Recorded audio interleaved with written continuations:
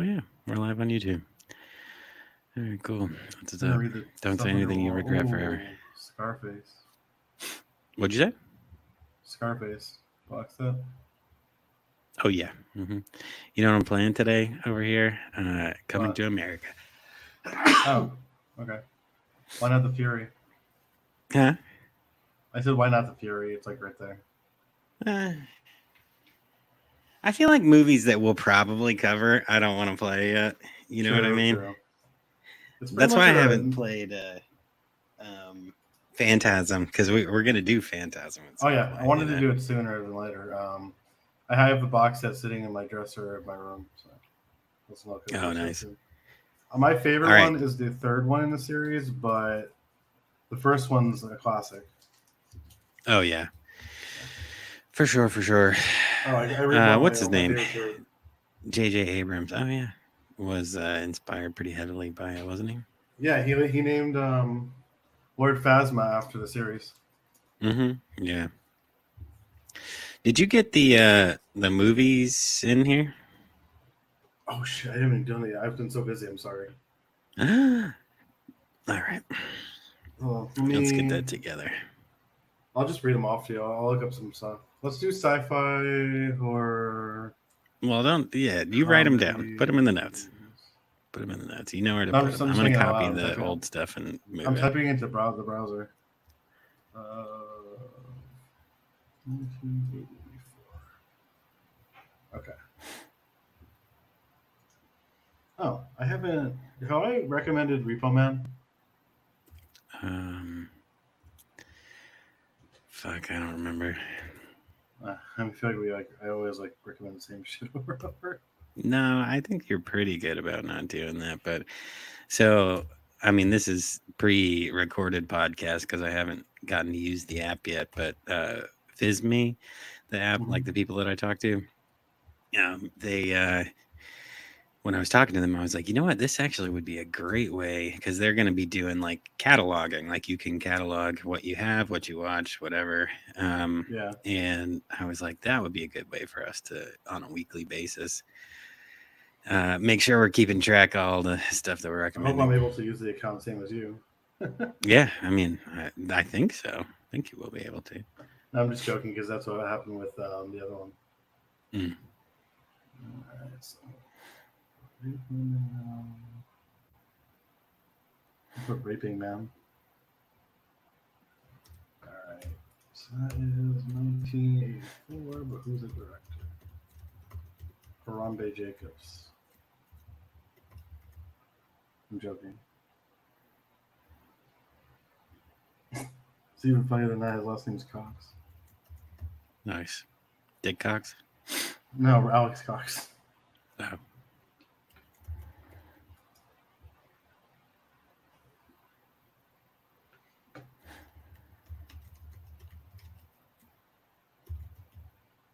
This is one of my favorite Stephen King ones. Have you ever seen Firestarter? Yeah. That's a good one. Baby Drew Barrymore. I have Bad Girls over here, which I don't think I've ever watched, but that's like a girl western kind of deal. Want Drew me to put that one on Barrymore's there? in that. Huh? Do you want me to put that one on here? No, I don't think so. The director's name is Mark L. Lester. Mark L. Lester. Mark L. Lester. That sounds bad for some reason. I know, right? Ooh, have All I right, said off Dungeon we go Master? I with fucking this. love that movie. There's so many directors. Fucking Charles Band movies, I swear to God. Yeah. Oh my God, this is a good one though. How have you been? All right, man. Still got the sniffles, but other than that, all right. How's the fam? They're good, man. Ari's getting How's big. Declan's getting yeah. big. All right, where are we? How many directors do I put in over here? Because it has Peter Manoogian, Ted Nicolau, John Carl Buechler, Charles Band, Rosemary Turco, Steve Shepard.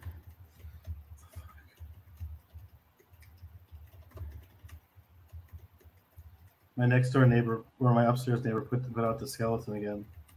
Nice. Is Sammy happy Yeah. about that? Oh, he put his little pumpkin we gave him for his birthday outside with it, and he said it Oh, was that's a nice. sacrifice to the skeleton. My neighbor thought that was funny as hell. Oh yeah. Yeah, she apologized to us. She's on new medication apparently. Bueller, rest in peace. One of my favorite effects artists, Who? John Carl Buechler. Mm. He directed a Friday the 13th movie. He did a lot of effects for different horror movies in the 80s. He passed away semi recently.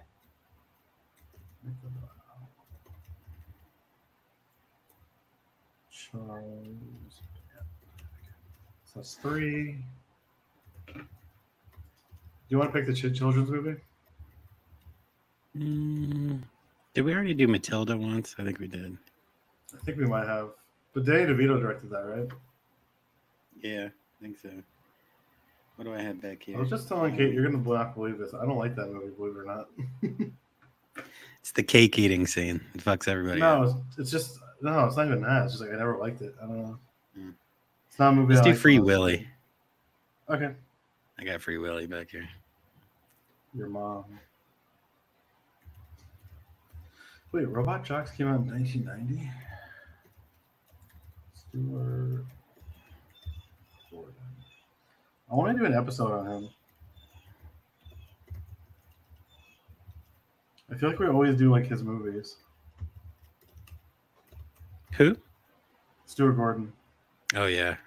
Mm-hmm. Movie Dumpster did Reanimator. I think that's their newest episode, isn't it? I think it's isn't it if it lives up to like the actual like the story of Reanimator. I think I haven't watched it yet. I saw it in my subscriptions. Free Willy. I love that movie when I was a kid. I feel like we all did. Yeah. There was another one. Did you ever watch Andre? Which one's that? Andre was the movie about like the seal who. Oh wait, no, I have heard of that movie. I haven't. There's like a little girl who goes out in a little dinghy. Yeah, and gets lost, and he brings her back, and then she makes a friend. Man, it's been so long. I know the movie. I just don't remember if I watched it or not. That's a good one. I haven't seen it in like 25 years, but it was good. I feel like it was yesterday. I was Sammy's age. What'd you say? I said I feel like it was yesterday. I was Sammy's age. Oh, I know, right? Holy fuck! Like playing the Ninja Turtles with him has been so fun. That's good. I was telling Carla you've been doing that, and that I can't wait until the kids are a little older and I can like get them into the stuff that I was into when I was a kid. You know, like right now Ari's a little too young to be like into all of that, but I know she's headed that direction. You know, definitely. Did you copy and paste the movies from last week? I did, yeah. So you can mess with the bottom of it. That's okay. Yeah, I was saving it. That's why I didn't want to touch it. Okay, those are up. Oh wait. Oh no. Control Z that. Okay. Can you do it? I don't think I think it only does what I change. I'm using my. Oh, wait, hold on. Let me bring the notes up on my computer. I should just be using my computer, but I'm so used to using the phone. Oh, you're good. I'm going to spare you.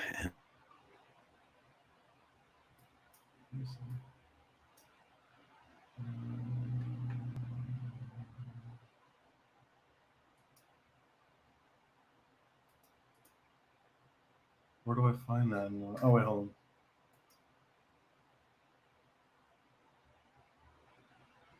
Oh wait, I think I have to do it on my phone because I was doing it on my phone. So.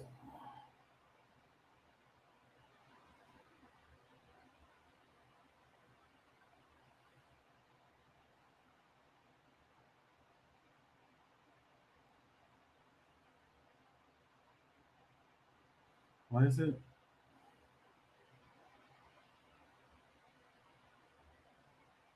Okay, didn't want to blow my nose right in the microphone. So yeah, there's that. Okay, did you fix it? I'm trying to, but I don't know how. Command Z. I'm on my phone now.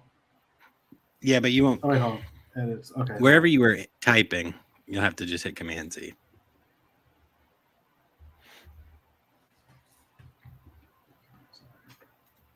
So you go to. Did it work? Not on my end yet. Let's see.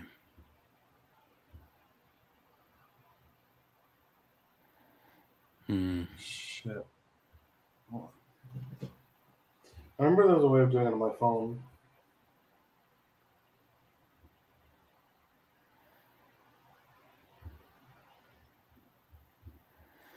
Yeah,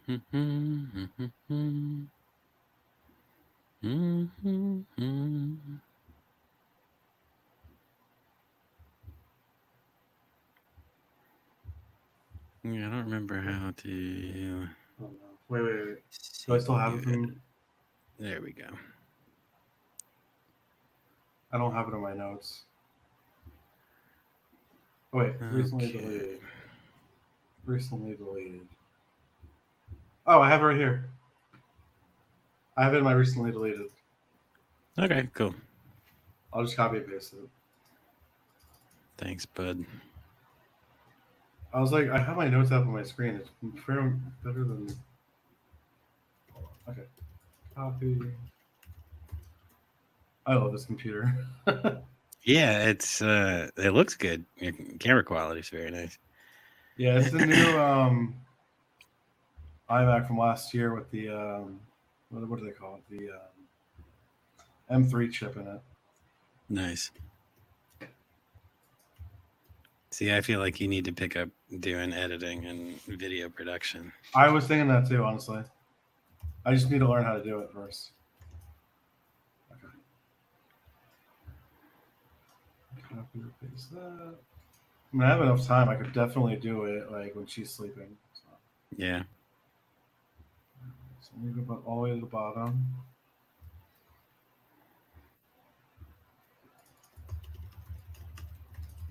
James comes in the bone room. I'm sorry, who? It says Boneyard James Cummins. So I was like James Cummins in Boneyard. James I said the bone coming room instead. in the boneyard. Okay. There we go. Ugh.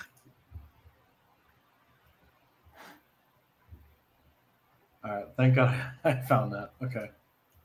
Thanks. Let me watch. I just remembered I watched Ninja Turtles 3 the other day. The one with Nice. going to Samurai, if you remember that one.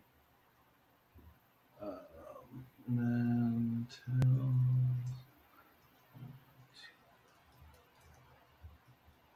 sorry, my whole thing is literally just Ninja Turtles because that's all I've been watching. That's all right.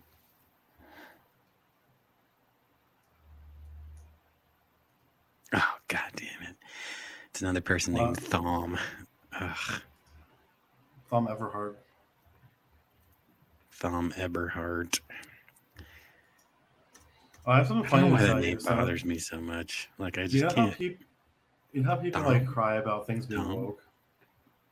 Oh, God. We're on live. No, But I'm yeah. making fun of the Nazis who say that. I don't care. Yeah, They make money on this site talking about that. So like they're crying about like last year that they turned April black in Teenage Mutant Ninja Turtles, but she was already black in the 2018 version of it, and even before that, in the original series, they turned her into a cat. Like I don't understand these Nazis. Like they don't know the source material of this shit, and like they get so mad at comic book characters getting changed, and the lore is being changed. Yet like they've changed the lore so many times in different versions of the show, different versions of the comics. Mm-hmm. Like there's a comic book right now called The Last Ronin going on, where like they're samurai. Like I don't understand. Interesting. People just want to hate things and want to be bigots, but like act like they know like a certain thing from their childhood. And it pisses me off I feel because I like people genuinely get like. tied in. It's like the same principle with Rings of Power, right? So I've watched Mhm. like Oh most yeah, of it's the that same now. people attacking that are attacking Ninja Turtles.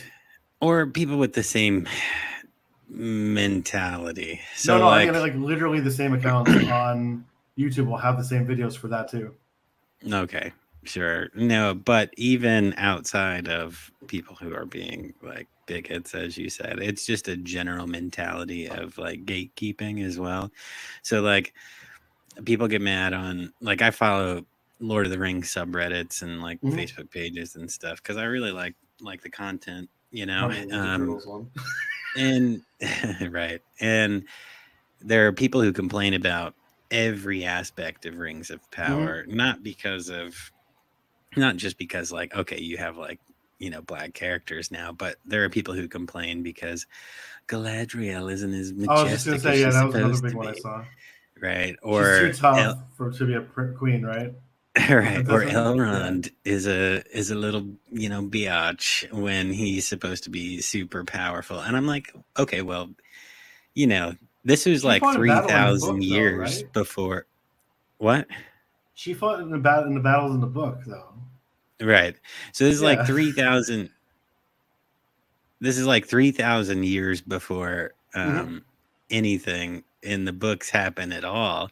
So like, and elves age and people experience things and change into who they are in the future, but people can't, take 2 seconds to think outside of what their perfect vision is supposed to be. I just don't Um, think those people actually like the things they're talking about. I think they like them too much. I think that, Well, no, I'm saying like the content creators that like stoke the flames of this. oh yeah, I mean, they might I can just be go on like trolls. a whole episode on talking about this stuff because it's been pissing me off for like about 5 or 6 years now, since it's like been Yeah. popular to do that kind of stuff. And I'm happy that like our platform isn't like that, and we can like actually talk about what we like. Right. Because it gets frustrating and just hearing like nonsense over things that like are fun. Right. Like, how are you Yeah, gonna that's like bitch about mutant Ninja Turtles and like mutant creatures? Like, come on. right. No, it doesn't make a lot of sense, but people do it, man. So, All right, so let's get this started. Oh, I'm still making our script, but yeah, my we bad. will. Okay, sorry. Did you get the movies in? Yeah, I did. I got the 1984. movies in, and I put back the old ones too. Thank you. All right. I think I'm just gonna use my notes app on my computer when we're recording for now on. I might as well. That's what I do. Okay, I didn't have that trivia. option before because I had a well, I had her MacBook, but I never wanted to sign her out of it just in case she needed it for work. Whereas now this is just my computer, so Mm, I'm gonna be getting a desk. I'm gonna be getting a nice computer chair, and I think I'm gonna talk to my uncle this weekend about him helping me with getting bigger shelving for my movies. okay, cool. Yeah. Turning this into a That'd be podcast nice. room. Pretty excited. It's coming Okay, together. that's what. I've donated a lot of stuff that was in this room. Yeah, that's good. Check this out. Oh, sorry. Hold on. I'm doing stuff. Oh, yeah. Ah, look at that. All right. Yeah, we've been Getting the working like the movies on last couple those. weeks. Getting the movies on that shelf. Good for you. Trying. Kind of ADHD brain, so it's kind of hard. I get it. Kind of gets over stimulating and stressing me out when I see how many movies I have compared to how much room I have until I buy more shelving. It's funny. It's not funny. It's funny and it's not funny to me because you love film Mm-hmm. so much and you're such a big collector, but then having that many films stresses you out, which is Oh funny yeah, to to me. the point where like I don't know what to watch and I don't watch a movie because I can't choose a movie, but I want to watch a movie. So I end up just like Man. watching like something with my son, like with since we're talking on here, since we're just like watching something with Sam or something. Oh, Wow. interesting. All right, cool.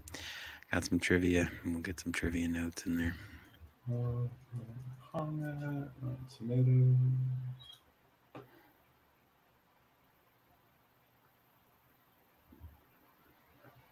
Oh, I wanted to talk about the box set from Arrow for the Mexico trilogy. I'll be right back.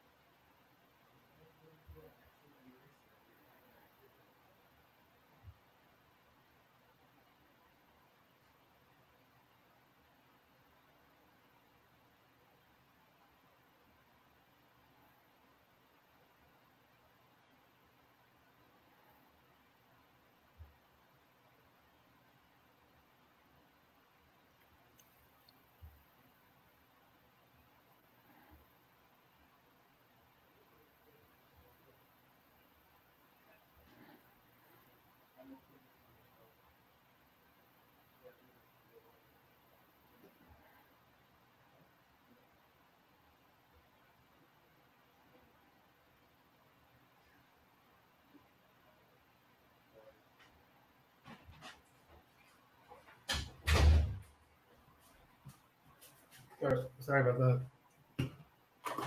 Katie and I started talking for a second. Oh, you're good. No worries. Let's see So if there's awesome. any more trivia I want to put in there. I haven't even opened it yet. I was going to watch it the other day and I fell asleep. Yeah. All right. Cool. There we go. All right. And then.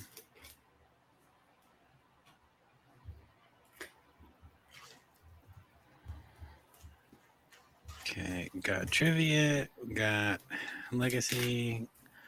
You got your reviews. That's all good. I got my shout outs in there. Oh, it's one of these cases.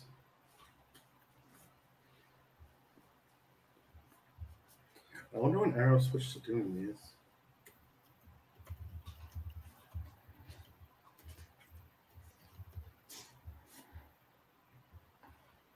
All right. Cool. I love Robert Rodriguez. This is Who did awesome. I say? What was the dude's name? Ramirez. It was Robert Ramirez or something? Yes. Yeah, Robert Rodriguez? All right. Yeah, he directed Spy Kids, didn't he? Yes. The Night Stalker directed. Richard Ramirez directed Spy Kids, right? I think so. Yeah. All right, cool, the dude. Halloween Well, episode of Dab is going to be? what's that? I know what the episode of Dab is going to be for Halloween. Yeah, okay. No, Oh, wait, it's we're going to be a live. thing because we do the holiday episode. So Mm-hmm. Okay. I am super stoked to know about it. Maybe. If it ever happens. Okay, let's get this going. You just went real blurry. Did I? Yeah, I'm so clear though. Oh, good for you. Oh, I'm so clear now. I mean, I've never had really a Am I problem with that, roboting? but no, What? it's great. I said no. All right. That's right, bitch. All right, let's get it going. What? What? Oh, yeah, I gotta hit play. What the heck? What First the time I say, heck? what the poop? Ari's what the been poop. saying, that's bananas a lot lately. Oh, So the shit. This character, do you VHS remember may from? be degraded a bit. Do you remember from Ninja Turtles, the character Wingnut, the bat? What is happening on the TV? I wonder if this is like secret porn. It's coming to America, but it's like coming to America. Oh my god, it looks like a music video. It does. Yeah, this is one of those like somebody recorded themselves on a tape, so we'll see how it goes. This could be disastrous. You know how there's Wingnut in the original TMT, the bat guy. Mm-hmm. So in the new movie, there's Wingnut, but she's a girl and she's Australian, and like Katie does this. She says banana to Sammy. He just dies of laughter every time. Banana. That's awesome. Banana. Aria is into Dora. Well, we'll talk more about this later. All right, let's get it. My phone down, so I'll need it then.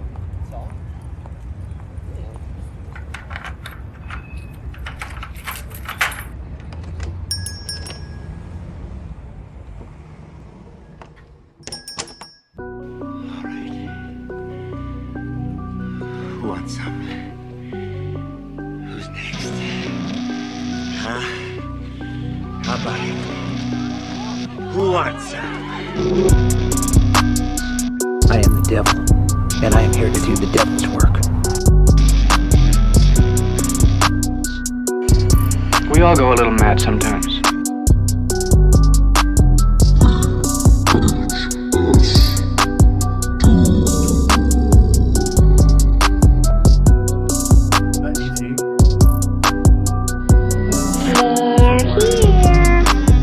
Well, hello, all, and welcome back to the VHS Doom podcast and rental store. As always, I'm your host, Dylan. We're so glad you're joining us again this week for another dive into the shelves of madness, terror, and despair. We hope you all enjoyed our last episode where we sat down, I think maybe with Mike from Video Historical Society, or we talked about Wishmaster. I'm not really sure. One of those two, because our timeline's off. I put on Twitter that we were doing the physical media one. So yeah, but this one, no, this will definitely be after Wishmaster. So we hope you all enjoyed Wishmaster. Also, we hope you all enjoyed when we sat down and talked with Mike from Video Historical Society on Instagram about the importance of physical media collecting. We've had some really good feedback. What? I said shout out Mike. Oh yeah, Mike. Oh yeah, on. I guess I can. Can I let him borrow this? Hi, Mikey. Yeah, is that all right? But yeah, that was really fun, man. Chatting with Mike. He's a good dude, and he's really an avid supporter of all things physical media. So if you haven't gone and checked out his Instagram, go check that out. Video Historical Society. It's a really cool place. Check out on there. Yeah, and so we also had some really good feedback just on like the shorts that we put out from the episode, the clips that we put out. So we got a little bit of like support from A&P Films, who put out Murder Size with Kansas Bowling, as well as a new project they're working on called Only Fangs, which looks really interesting. So yeah. Yeah, they shared our stuff. We talked about them in one of the clips, but they shared the clip and said thanks and kind of commented back and forth with us. So go check them out if you haven't already. And as we said last time, go buy a fucking Blu-ray, man, from one of them. So Mikey, your job today partly is to just keep an eye on this. This is now coming to America, but before it was some weird stuff happening. So if CMMING into America. Oh God. You're stupid. CUMMINGINTOMURICA. Oh no, not that. Oh God. Yeah, I'm playing today a home recorded tape from some collection I bought or picked up. Murphy, so it definitely is. Yeah, so now it's definitely coming to America, which is cool. But you don't. I feel like people were sneaky snakes with their home recorded tapes, right? You'd put like half a movie and then you'd sneak in some shit you didn't want the kids to know was there or something. I don't know. Whatever. Labeled the wrong thing. Yeah, keep an eye on it. Anywho, as always, this week I'm joined by my ever nefarious, dastardly, can cracking, and always awesome co-host, Mikey Mutant. What's up, buddy? How you doing, man? Hi, Mikey. You were waiting for it? Oh, shit. Joking. Stop it, joking. Stop. Oh, God almighty. Bro, that little fucking doll that haunts the store, man. He attacks you every fucking week. Oh, God. What? Are you okay? Okay. I will say here now, seeing those eyes roll back a little bit in your head, I believe he's Mikey. Are you Mikey? I believe I am, but I haven't been. Wait, never mind. I can't say that. What? Are you feeling yourself today? Are you? What are you talking about? Feeling a little? On YouTube. out of sort? Not fit. You got fucking shit. Are you feeling out of sorts lately? I've been seeing a lot of like head jerk movements, like your arms suddenly will like flail like a spaghetti monster, you know what I mean? And then sometimes you just like with the last time you son of a bitch, can cracking piece of shit. He got me. What you got? A little Coke? A little Cocoa? Nice. All right, cool. But yeah, I definitely last time you let one rip, I like heard like and I was like, what the fuck? Just how did that? It was weird. Okay. Anyway, yeah, we'll see how that goes. We'll find out. I may be in danger, everyone. So we'll see. If you are listening to this on Patreon, thanks for being a supporter. You're awesome. We appreciate you all. Last week I sent out, a VHS Doom shirt to somebody. And if you join, you can get one too, as well as a tape. I already sent a few tapes out, so that's cool. But yeah, that's that.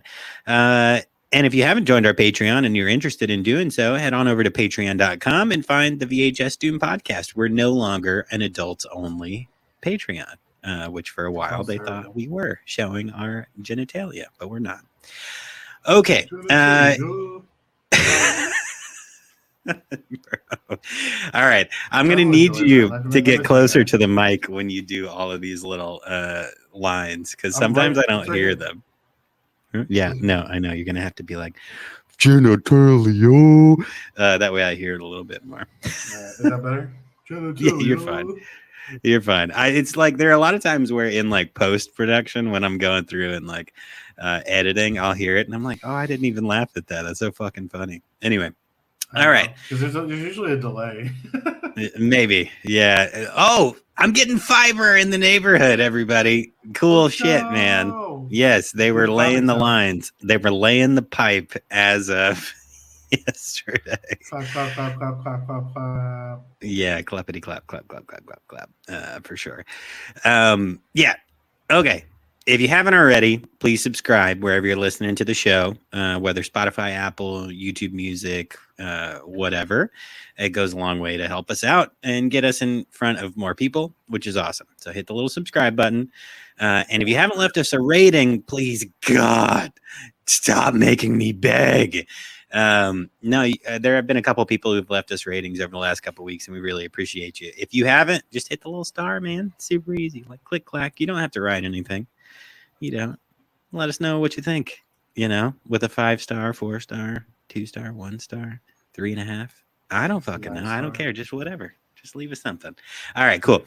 And check out the merch store. This is the last of my pandering. VHSDoom.com. Scroll all the way to the bottom. I have 3 new shirt designs, which I'll be working on getting out today, which are really cool. I showed off like 2 weeks ago or something last week. So, yeah, go check those out. If you're a band, director, actor, producer, and you have a project that you want to promote, shoot us an email or a DM. Our email is vhsdoom@gmail.com. We'd love to have you on the show to talk about your project. We have a couple people lined up, but we can get you on the roster for the VHS Doom community room where we can promote your independent project. So definitely take advantage of the show as a resource. And that's fucking it, man. Yeah. How you doing, buddy? Pretty good. Pretty busy lately. Newborn, toddler, you know what it is. Yeah. I did get a new computer recently, as you could see. Probably my quality, pretty sure quality's better. Yeah, Mikey looks sharp as fuck, man. Then I also got recently the Arrow Mexico trilogy from Robert Rodriguez. I almost said Ramirez because you said it last time. Richard Ramirez's Mexico trilogy. It's good to have El Desperado, Mariachi, and Once Upon a Time in Mexico on Blu-ray now. Yeah, okay. Other than that, just my son's birthday was yesterday, so we've been celebrating that. Happy birthday, Sammy. Happy 4th birthday. I can't Happy believe it's 4th. birthday to you. All right, everybody Watched a sing lot with of me Ninja to Turtles. Sammy. Happy birthday to you. Sammy, you fucking wrong. Happy birthday, dear Sammy. You're cool as all get out. Happy birthday to you. You cool ass little dude. All right. See, The day Sammy, when you before his grow up birthday, he and was you go singing it to back and you listen to the himself. podcast, remember this episode, Mikey, and be like, here, happy birthday from Dylan. The day before Anyway, his birthday, so- he was singing it to himself on the monitor. It was pretty funny. Nice. That's what's up. So yeah, Katie and I I were love when like kids in do our that. bedroom, like we just put him down, and he's like, "Happy birthday to me." I love that, dude. Yeah. So the party's tomorrow. Nice. So we got him the turtle van to open for tomorrow or for today. Yesterday we opened it, but I got a bunch of other Ninja Turtle toys.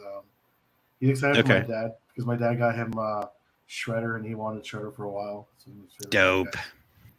Other than that, Are your parents coming for the party? Yeah, my parents coming, my uncle, my grandma, Katie's family, and then my wife and my friend, our friend Rose and her daughter Will are coming. It's gonna be fun. Okay. Cool. In Nice, our man. backyard, so it's pretty fun. I love it. Other than I that, love just watching Ninja Turtles, and I've actually picked up Call of Duty again now because Mike said he wanted to play soon. Okay, yeah. Bearded Villain was talking about wanting to play, so I started playing again, and it's very easy. It's a really easy the game to play when you have like a newborn sleeping on you. So That's I good. can't What do really you just do- like mute it? No, I have it at like 9. I want to set to 9. Is that the magic she's number? usually- Yeah. she doesn't usually wake up, so it's like pretty good. She's been sleeping pretty well. I don't want to jinx it, but Good. she'll either be sleeping on me or sleeping in her bassinet, and then I'll be playing it. But yeah, it's just easier because like I tried playing Elden Ring. It's harder with a kid because like Yeah. it's a RPG and you can't really pay attention. You need to pay attention. Yeah, you gotta catch all the little clues. Yeah. Yeah, For especially sure. with that game where there's like no map. Right. Yeah. I never played Elden Ring. Ridiculous. I the wanted Souls to get games, into you it. like that. Yeah, I think wanted you'd to like get it. into it, but I couldn't make myself play a new game, and I think that had to do with Ari and being a new parent and stuff. Like the last game that I came got out into, 2022. I don't think I've turned a game on since Ari was born. To be honest, I'm that kind of guy now. So, old Yeah, I get dad. it. I mean, like he likes. So the other game I've been playing also was Ninja Turtles: Shredder's Revenge. It's a beat 'em up game. It's kind of it's I think it's a remake of one from like the 90s, like an arcade game. Okay. So like Sammy and I have been playing it. Well, he's been watching me play it. He usually picks the character I play as. It's pretty cute. Other than that, my watch list is pretty much just Ninja Turtles. The new TV Nice. show Tales of Ninja Turtles, which is loosely based. No, it's not loosely. It's like a spinoff from the movie that came out last year that I recommended a few episodes ago. Okay. Mm-hmm. The first season's really good so far. They're teenagers. They're like kids though. Donatello has glasses. It's pretty funny. And then the movie I watched was Ninja Turtles 3 from the 90s. Okay. It's the one where they go back in time to feudal Japan. Okay. Other than that, just I don't know, just watching that. Yeah. Wrestling, No, I get it, man. usual. Yeah. Cool. Well, so over here, What's been up with you? kind of same and not, right? So like what's up with the fam? Ari's getting big, man. Like my mother-in-law got her this little like pre-K book to like start prepping her for being able to go to school, and she's tracing her letters, man. And she's That's not it's awesome. like I know she turns 3 in November. I can't So believe it. Wow. like yeah, she's way ahead and doing all this stuff, and her language is coming along. She's way too smart. She gets it all from her wife. Which is cool. So Shout out to Carla. yeah, shout out Carla. Carla's been catching back up. So like, she was at home for the few months with the baby, and she's like an avid listener to the show, which is so nice having a supporter, the good. partner being a supporter, but now she's catching back up, and so she's been popping up and saying like, "Oh, I was just listening to the Mad Man episode and da da da da da da," and like asking me questions and stuff. So that's been cool. So thanks, Carla. You're awesome. But yeah, that's work's good, life's good. I can't think of anything else. Oh, a fucking hurricane just hit where my mom lives in Florida. That's like today. So her power's out and shit. So if you Is are it bad? Floridian and you listen to the show, thoughts are with you for sure. I hope everything is going okay for you guys. There was a lot of flooding, a lot of power outages, a lot of trees down. So, hope you're all right if you are a Floridian. And That's our scary. thoughts go out to you I don't like for sure. hurricanes. What's that? Remember when we that big storm when we were working at that cafe and all of a sudden the power went out and we were outside and we saw it? Oh yeah, it was like a big boom, like a big green flash Yeah. in the sky. Yeah, that was wild. scary. Yeah, that was a little Yeah. terrifying. Yeah, I will say during Hurricane Sandy, that's when I started at that store, and I started there that week it happened, and I didn't have work for like 2 months. Yeah, that's wild. That's why I remember Sandy. I was living in Patterson, like by the river, and it came through, and my whole house flooded. And then I was saying to the landlord, like, because I had to go stay in a hotel for like 2 weeks, and when the time came, and I was like, "Hey, this was unlivable for 2 weeks." She was like, "Yeah, you owe me the full rent," and I was like, "Goodbye." I left. Speaking of shitty apartments, I looked up my own Yeah, dude, apartment it was a and slumlord kind of situation. That's before I had any money. remember my first one? Huh? Remember my first apartment? I just I looked it up. I was Oh, curious yeah. the other day. They Yeah. redid the whole thing. There's no blood stains on tiles anymore.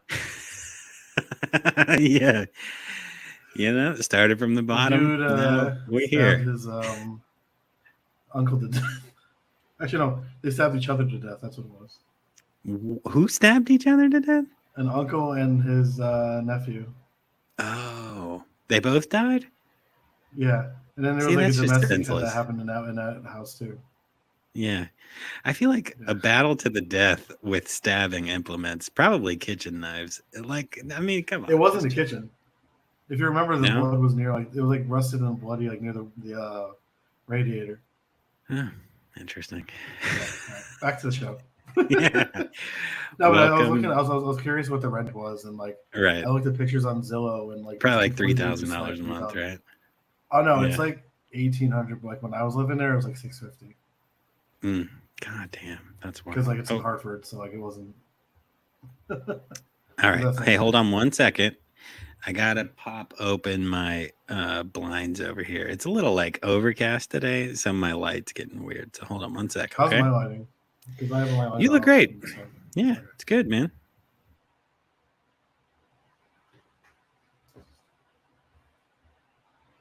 On the flip side, I think it's important.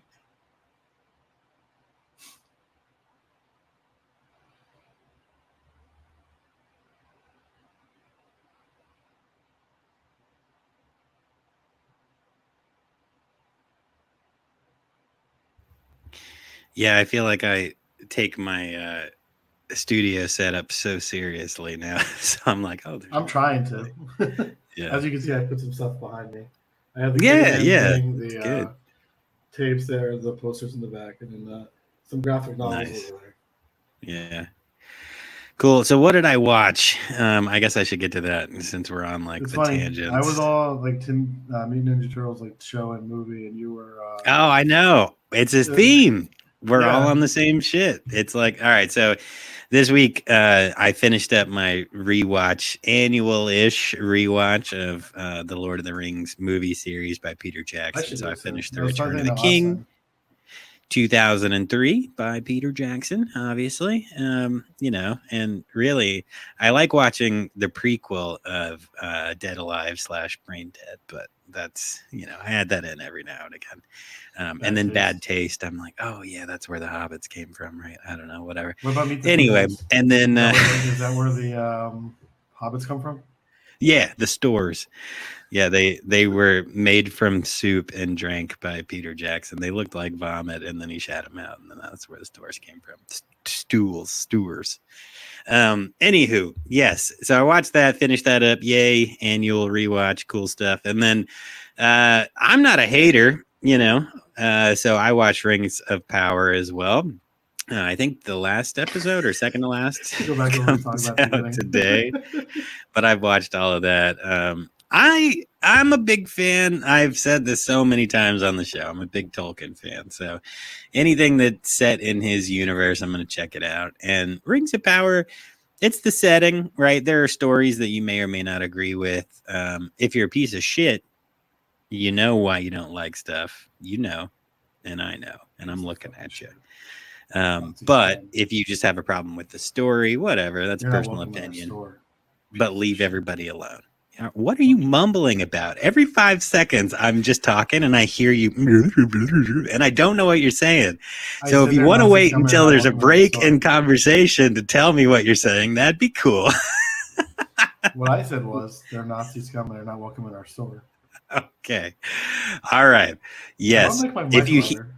If you hear a break in me talking and you want to say these things, that way I could hear you, that would be cool. Look, Mikey's getting reprimanded on live.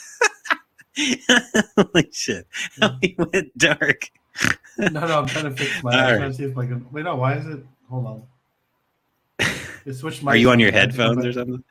It was my headphones, but now it's saying the mic. It's not going to my microphone anymore. Oh no, it's gonna be a new track. Oh shit. Here, let me check out what let me get out and come back. Oh no. Oh yeah, it's your iMac microphone. Yep. Yeah, I can't switch it on here, so I have to leave it. No, you gotta go out. Oh goddamn. That makes sense. That's why I couldn't hear anything he was fucking saying. Okay. We shall wait.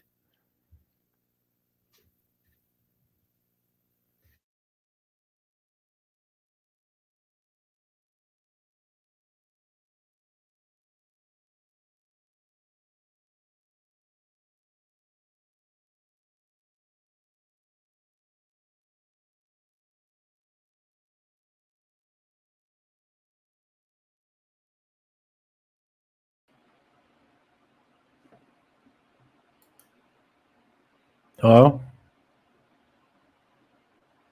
Hello. Test. All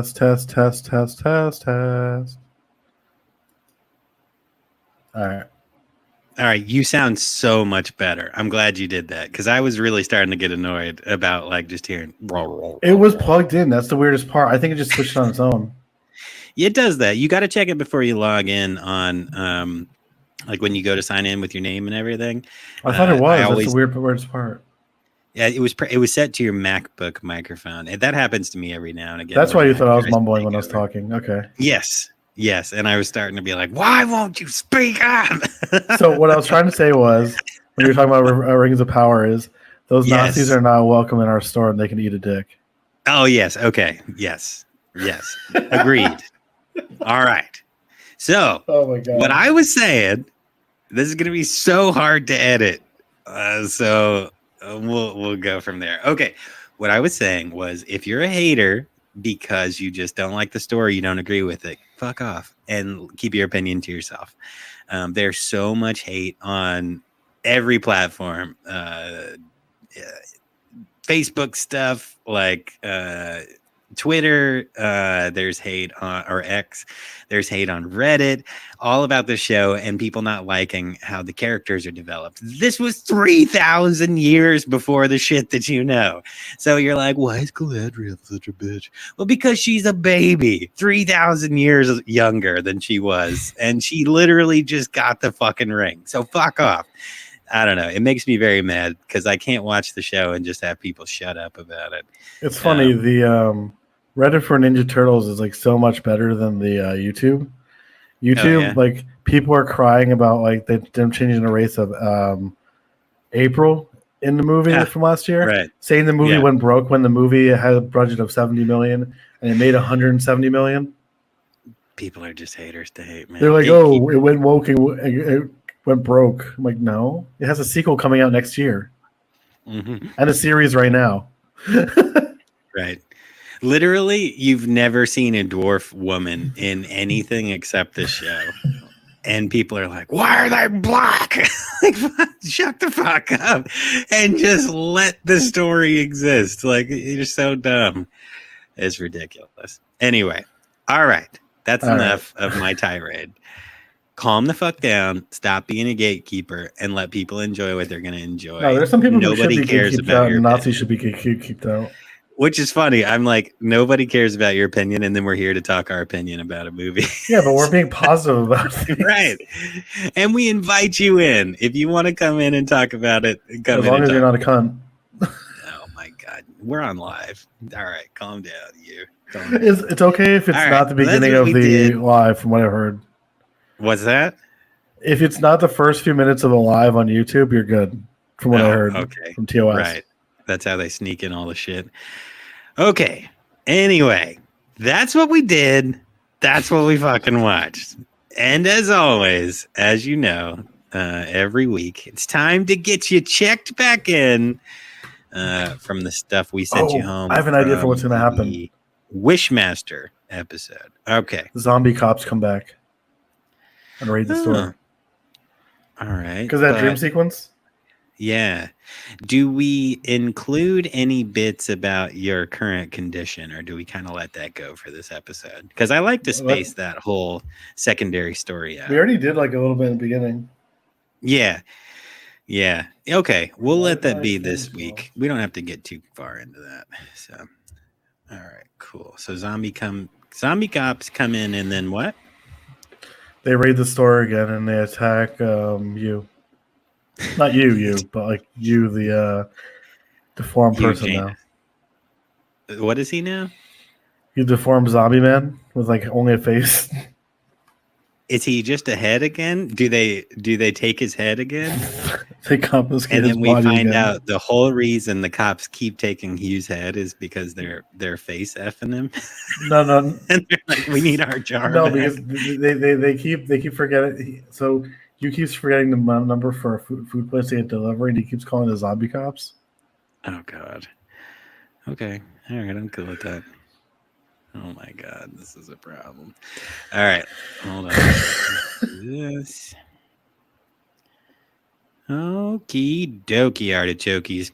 All right, so last week you went home with just a treasure trove of films, which was a curated custom list from one Mikey Ekum Tutum Mutant. So first, we sent you with The Boneyard from James Cummins, 1991. I'll take that. Thank you. James Cummins in The Boneyard. Oh, my God. Next, we sent you with Amityville Dollhouse from Steve White from 1996. Thanks. The next one here is Blood Dolls from Charles Band from 1999. Cool, thanks. And then The Toxic Avenger Part 3, The Last Temptation of Toxie by Michael Hers and Lloyd Kaufman from 1989. Wonderful, looks in good condition there. And then lastly, for the kids and the fam, we sent you with Happy Feet from George Miller, Warren Coleman, and Judy Morris from 2006. All right, perfect. Everything looks relatively rewound. Actually, everything looks pretty well in order. Oh, shit. Who the fuck's coming in the door? Oh my God! Look at that! Open up! Jesus Christ! Who are you? What are you doing here? Oh wait! What are you doing? Don't open the door yet. I think it's food delivery for me.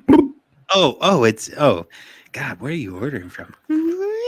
Oh Jesus! They're fucking zombies! Why are you police officers? Freeze with the police.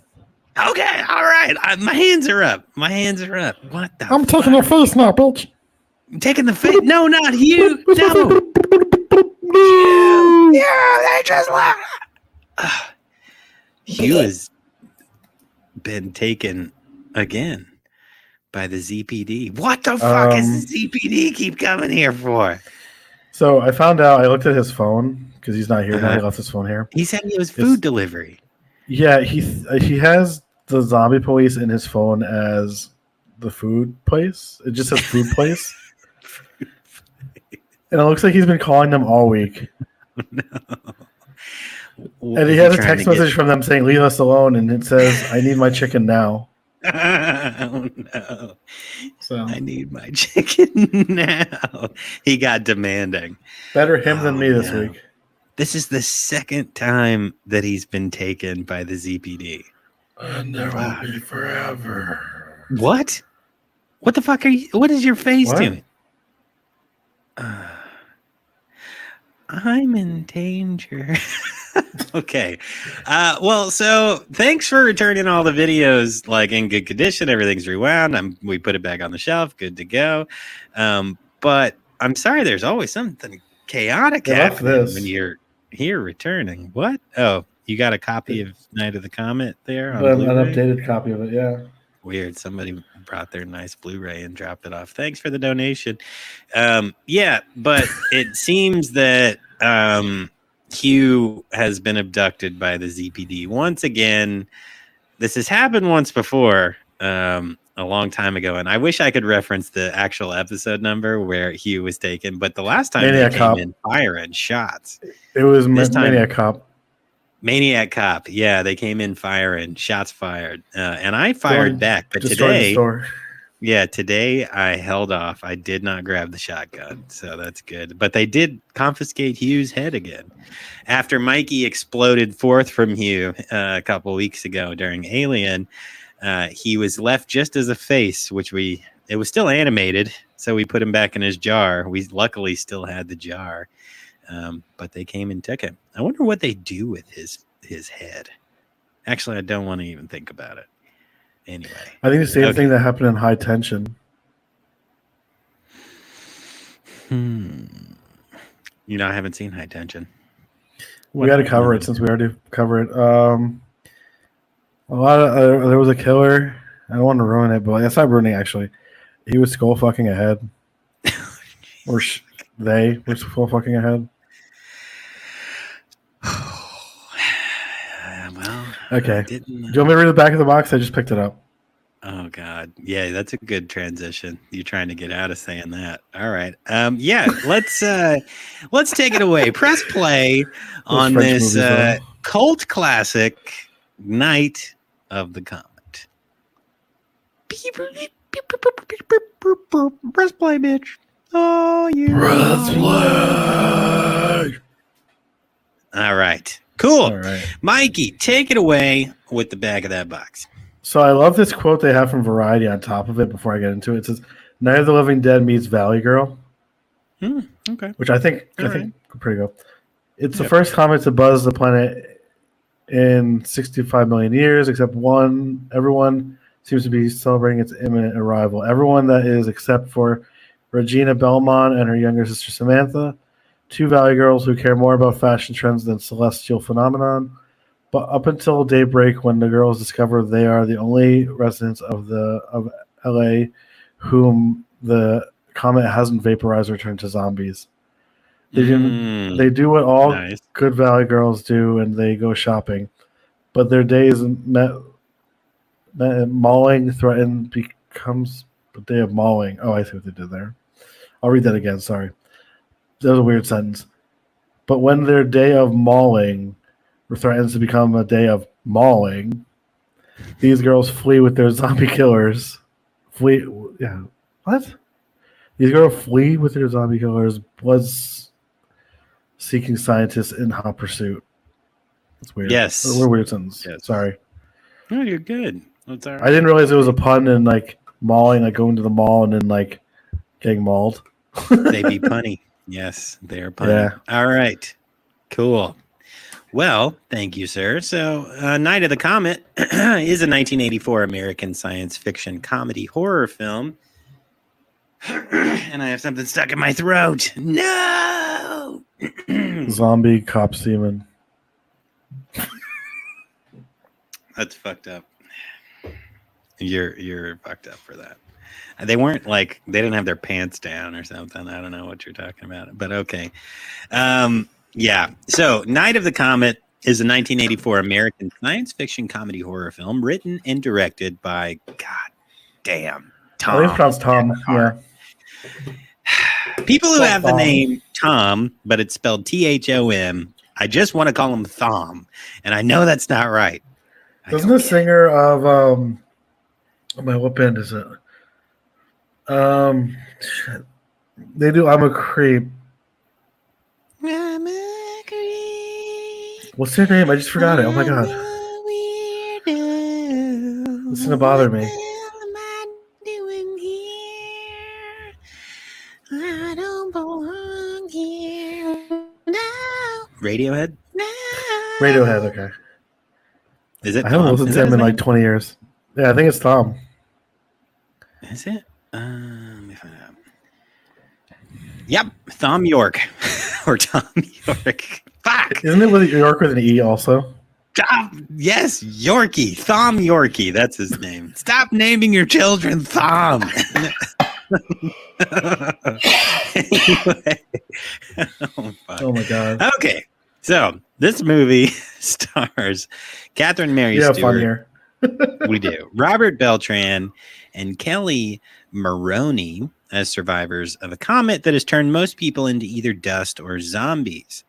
Night of the Comet grossed $14.4 million at the box office on a budget of $700,000. Yay, good for How them. is it not a sequel to this movie? That's a great question. I mean, Especially for the 80s, like this would have been made like a bunch of sequels, I feel like.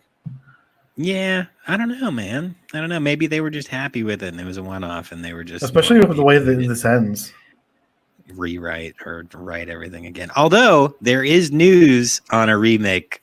So anyway, yep, we'll talk about that later. It has received positive reviews according to Rotten Tomatoes and has since become a cult film influencing the creation of Buffy Summers, which we'll mention a little later. So it was both written and directed by old Thommy Boy, produced by Thommy Andrew Boy. Lane, Wayne Crawford.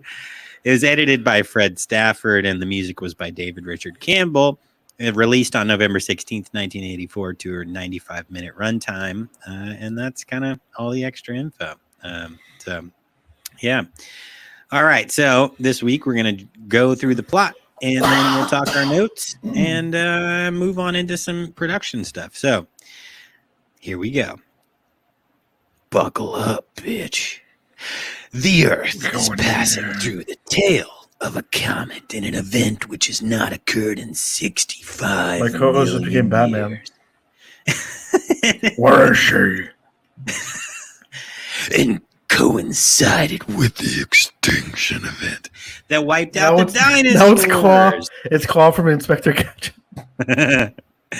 Oh, yes. So, on the night of the comet's passage, 11 days before Christmas, large crowds gather outside to watch and celebrate.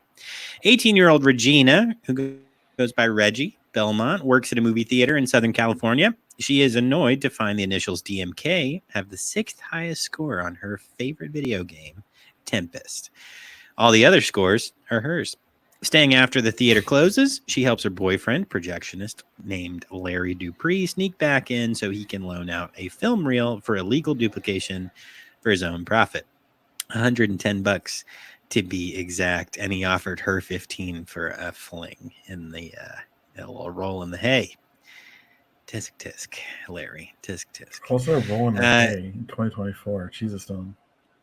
What? Oh, I thought this was 1984. Sorry. Right, 2024. He I just wanna offered. say, I have a note here, but like, I don't want to get to it. Like while we're talking about him, the fuck was he wearing? He Who, was the wearing boyfriend, like Larry? suspenders, flannel, and then the leather jacket. He was very cold in Los Angeles. I don't know. Whatever. It was Christmas. I don't know. True. So, yes. Let's see here. Reggie and Larry. Flannel, though. That's kind of weird. We do you. Whatever. I don't judge for suspenders too much. Oh, yeah. Reggie and Judgy McJudgerton. Reggie and Larry spend the night in the steel-lined projection booth and, get it on. Meanwhile, Reggie's 16-year-old sister, Samantha, argues with her stepmother, Doris, who knocks her the fuck out. Sam implies Doris is cheating on her father, who's away on active military duty. After that escalates, the whole physical altercation happens. Sam spends the night in a steel backyard shed. The next morning, a reddish haze covers the sky. There are no signs of life, but piles of red dust and heaps of clothing everywhere. Unaware that anything has occurred, Larry goes outside and he's immediately killed by a zombie with a pipe He got wrench. wrenched. He got ranched. I just imagine something like covered in ranch. You guys Just got drowning ranched. somebody in ranch. Right. Oh, God. That sounds like an awful way to go, or a great way to go, depending on how much you love ranch. After trying to beat the high score, Reggie, on that video game, Reggie looks for Larry, and mistaking the red sky as bad smog. Okay. She quickly encounters the zombie, but escapes on Larry's motorcycle. At home, she finds her sister. The two surmise that because they both spent the night in steel containers, they were saved from the comet's effects. The sisters then race to a local radio station after they hear a DJ on air, only to find it was a pre-recorded show. They come across another survivor there named Hector, who has spent the night in the back of his steel truck. When Sam talks into the microphone, she's heard by researchers in an underground installation out in the desert. As they listen to Reggie, Sam and Hector debate on what to do.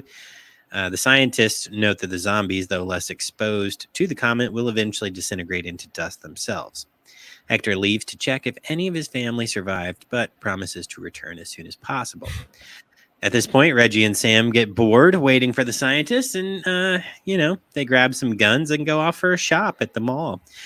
And then they get into a firefight with a gang of evil stock boys. Remind me the of leader... my ravioli boys who are hiding at the door. Right. Yeah. You got to have the ravioli boys around. Just in case. They're evil stock Alfredo boys Jones turned coming back into in Ravioli a big way. Man by Alfredo. He's back in a big way. Oh my God. Fucking Alfredo, come here. How you been, dude? What's going on, man? You gotta put my music on first. All right. All All right, let me sit down in this chair. Oh, You got to what's up, sit down Dylan? in the chair? Okay. All right, boss. Do you need me to kiss your ring? No, you have to buy the pastrami. Buy the pastrami. I'm leaving now. Okay, bye. Oh, I thought you were going to ask me a meats favor. Okay. All right. Cool. Well, that was Alfredo Jones, everybody. Wait. See you later. He just came. He didn't say hi. He didn't say hi? No. He said, I'm leaving now, and he took off. What did he say to you? Otherwise, Oh, well, he didn't say much. He said, you got to buy the pastrami. what? I don't know. I don't even know what that means. Is it cryptic? You don't. Or I don't does he just know. need pastrami from the deli? I think he wanted you to get deli meats for him. For him? Or do I buy it from him? Is he No, a for him. meats vendor? No, Because it's the he only Italian meats serves- mafia. Or is he threatening me? Because if I don't get him meats, is he gonna sauce me? I don't know, Anyway. dude. I wouldn't go This into shit's debt going after him. It's not a good thing. Oh God, no. I definitely want to keep all of my appendages. That's for sure. He might turn Okay. them into different pastas. Fuck. Now I got spaghetti fingers. All right. Fucking Alfredo Jones. I got linguine knees. Oh, linguines. Oh no, not linguines. I can't walk. I'm slithering They're on the not ground bikinis. with linguine legs. Okay, that's enough of that. So back to the plot. So Willie is the leader and already half zombie of the Stockboy gang. He takes the girls prisoner, but then they are saved by the rescue team who was sent by the scientists. Reggie's taken back to the base, and Audrey White, who's a disillusioned scientist, offers to dispose of Sam, who she diagnosed as having been exposed to the comet due to her developing rash, and to wait for Hector to return. After she fakes euthanizing Sam by injecting her with only a sedative, she kills the other remaining scientists. When Hector returns after an encounter with a zombie child, Audrey briefs him on the That shit was situation. funny as hell. It was. You're lucky I like kids. That's the line. I really like that as he's running away from this like wild zombie child. Yeah, so I said, shoot the Audrey, little fucker. right? Audrey tells Hector, As a father too, I say this. Right. I'm going to leave it alone. Audrey tells Hector that, everything's going on, fills him in on the situation, and then gives herself the lethal injection because she is going to be exposed. That's right. So Sam and Hector then set out to rescue Reggie. Back at the base, it's revealed that the researchers had suspected, back at the base, and prepared for the comet's effects, but inadvertently left the ventilation system open and the fans running during the comet's passage like a bunch of fucking idiots. The deadly dust permeated their base. Reggie, who has become suspicious, escapes after knocking a guy out with a fucking computer. And then she discovers that the dying scientists have hunted down and rendered healthy survivors brain dead. They harvest their untainted blood to keep the disease at bay while they desperately search for a cure. Reggie saves a young boy and girl before they are processed, then unplugs the other victims from their life support machines. Sam and Hector arrive and rescue the trio and then blow up the scientists who have fully turned into zombies. Eventually, rain washes away the red dust, leaving the sky clear. Reggie pairs up with Hector and they assume parental roles with the kids. Sam feels left out, but she ignores Reggie's warning about crossing a deserted downtown street and almost gets run over. Sam then meets Danny Mason Keener, DMK, a survivor about her own age. After apologizing, he invites her to go for a ride. As they drive off, the car is shown sporting the initials DMK on the vanity plate, bringing it right back to the video game in the beginning. And that's it. That's the plot synopsis. So, Mikey, what a fun movie. Let's dive right in, man. What kind of notes you got on this? Okay, so first one I have is I don't think I would ever stand outside for Comet after seeing this movie and Night of the Creeps or even Slither. Right. Anytime you're outside when there's like sci-fi shit happening, you're going to get like turned to zombie dust or like a mutant. Like, yeah. Okay, so that brings me to a point real quick. So currently in real time, as of 2 days ago, from the BBC news, there's a mini moon that's about to orbit Earth for 2 months. It's a snowman-shaped object. It's tumbling past Earth and will, be our second moon for a little while. So are you ready, my friend, to get dusted? Yeah, I guess. I mean, I hope it's not like a moon full of PCP. That'd be horrible. What? Oh, no. Getting dusted? Can you imagine like a fucking comet or asteroid hits the Earth and it doesn't kill everybody off, but it explodes PCP into the atmosphere, and we all are just like, ah! We're seeing shit. We don't even know what it's like embalming fluid in the air. Oh, God. Everybody turns into like the Florida cannibal zombies. Yeah. Wild. Oh, man. So I thought the intro music was dope. That was really cool. They started out with like a real synth, like, like I love the orange tint to the world. Or orange. Yeah, We call it reddish, but I think it was more orange. Yeah, it was kind of orangey. Yeah. Also, the clothes surviving. The what? The clothes? The clothes. Yeah, I thought it was funny. Yeah, I guess, I guess so. People turn to dust, but fabric weird, doesn't. like if humans got completely disintegrated, why did clothes survive? Like that's what I'm saying. Yeah, it's a good question. I did like the line in the very beginning, but now the visitor was returning. I like that one. Yeah, that was cool. I thought that, like, dude, humans will fucking party for anything, man. You know? Like, the streets were filled with people just like, look at the comet! Go home. Don't you have work? I don't know. Well, I mean, it's the end of the world. It was. They didn't know that. It's the end of the world, and then they didn't know it.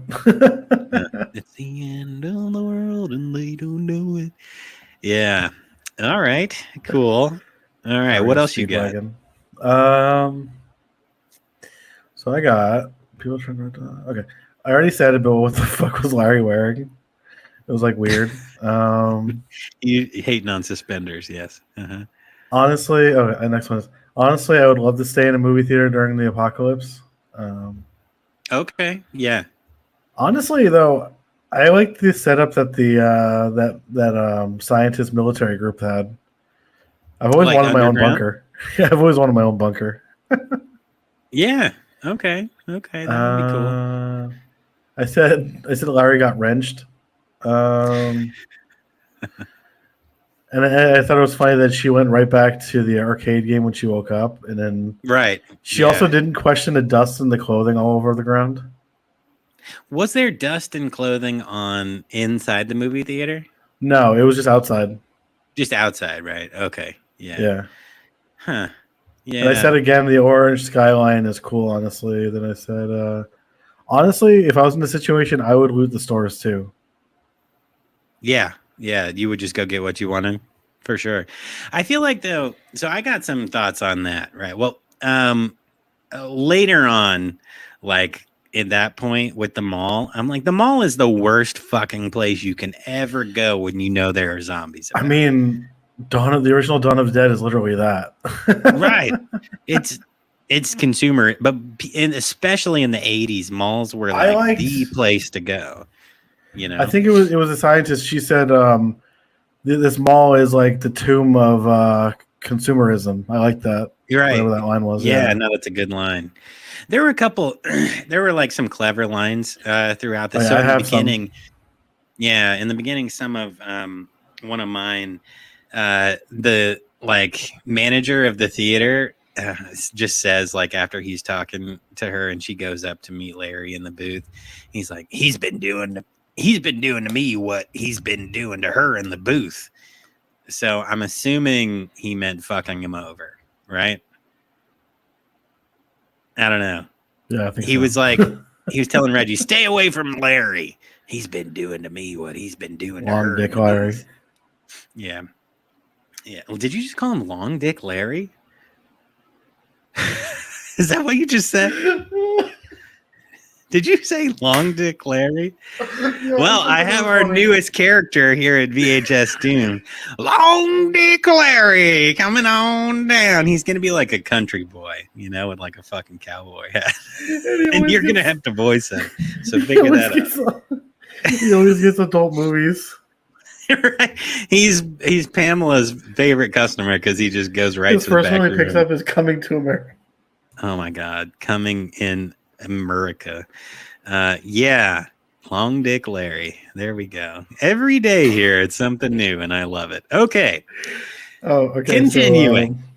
So, what were some more quotes you had? I thought it was funny that God damn it. That Hector was taking Hector was taking his old award for no reason. It was like on his desk. Yeah. Also, I thought it was badass when Kelly Maroney's character Sam was like shooting at the car. Oh yeah, that was cool. That was, I mean, it was like, it's very post-apocalyptic, like, you know, just a teenage girl like shooting a fucking car with an Uzi or non-Uzi knockoff Uzi. I put zombie cops there, just like zombie cops for the dream. Oh, the dream sequence was cool. Yeah.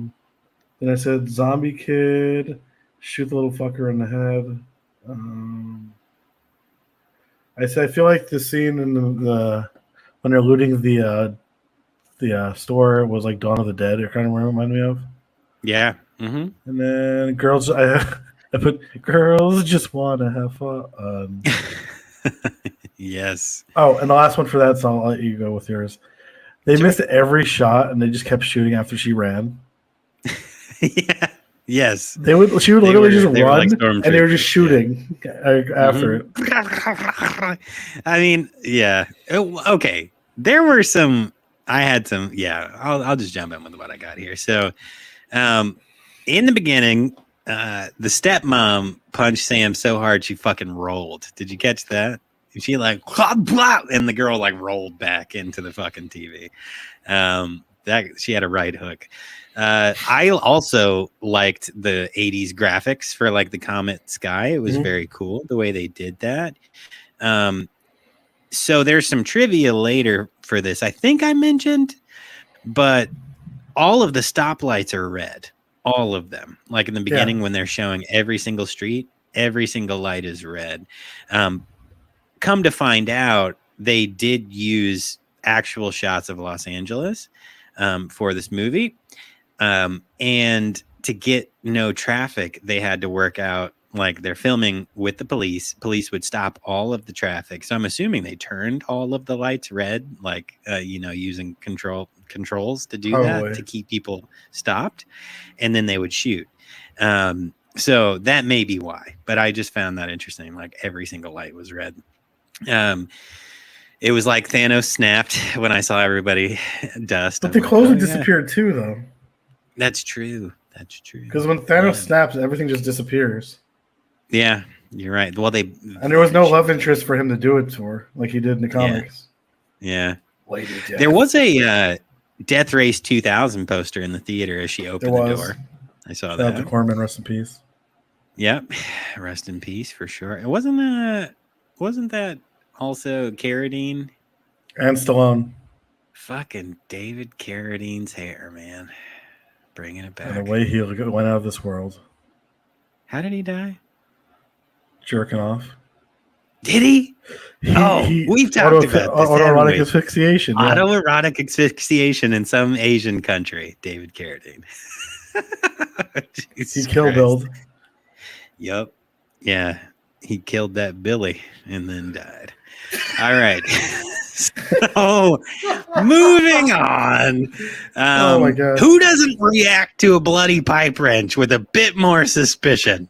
If I pick up a pipe wrench, like the whole thing from like seeing the red like dust on the people to that is pretty funny. Right. She's like, well, that's odd, but I'm going to keep going this way and just see what's happening. I would have been like, fuck, there's blood all over me. Yeah. Okay. Zombie came out. Zombies can talk. And I was like, oh, all right, cool. Talking zombies. That's different. And then, she fights the zombie. My only problem with... I've never seen a zombie get knocked out before. She knocked him the fuck out. But in the process, she threw her keys. Like, she just threw them. So she's about to fight the guy. Maybe that's just her reaction. Like, I need my fists open, right? But she fucking chucked the keys like really far behind her. Then she's fighting, and then she has to try to get the keys, and then that's a struggle. And then I don't know. It was just silly. Just put them in your fucking pocket, right? I don't know. Whatever. Okay. All right. Let's see. Her sister. So once she gets back to Sam at their house, her sister, she reveals everybody's dust on the ground. Well, just dust in the wind. And her sister just looks at her and just shuts the doors of the house. And I was like, that's a good emotional response. Hold on, that. right back. I'm just going to shut the doors. Okay.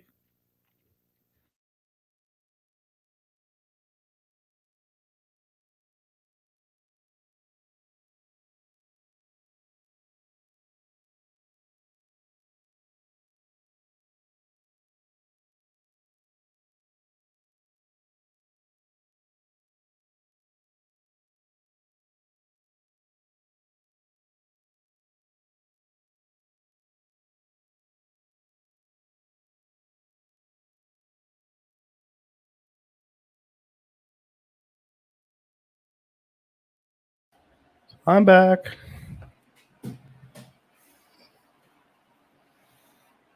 Dylan, I'm back. I'm back. YouTube, I'm back.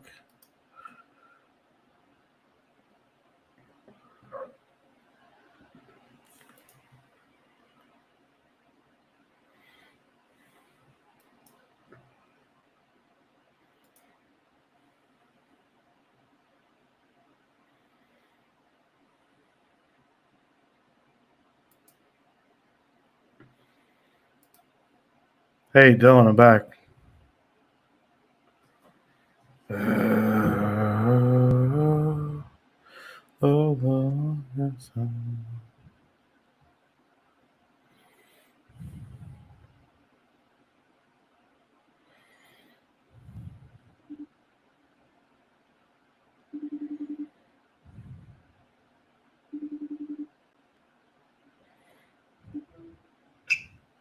I'm back. Hello. Hey, you're on the the street. What? I'm back. You're back. Where are you? Oh. I had to go to the bathroom. I'm right here. All right. Sorry, I had to help Katie with something. Wait, can you hear me? Hello. Yeah, I can hear I you. I had to help Katie put the baby in the carrier. That's okay. No worries. I just had to take a piss. Okay. But thank you for checking on me. That was nice of you. I kept saying, hello, are you back yet?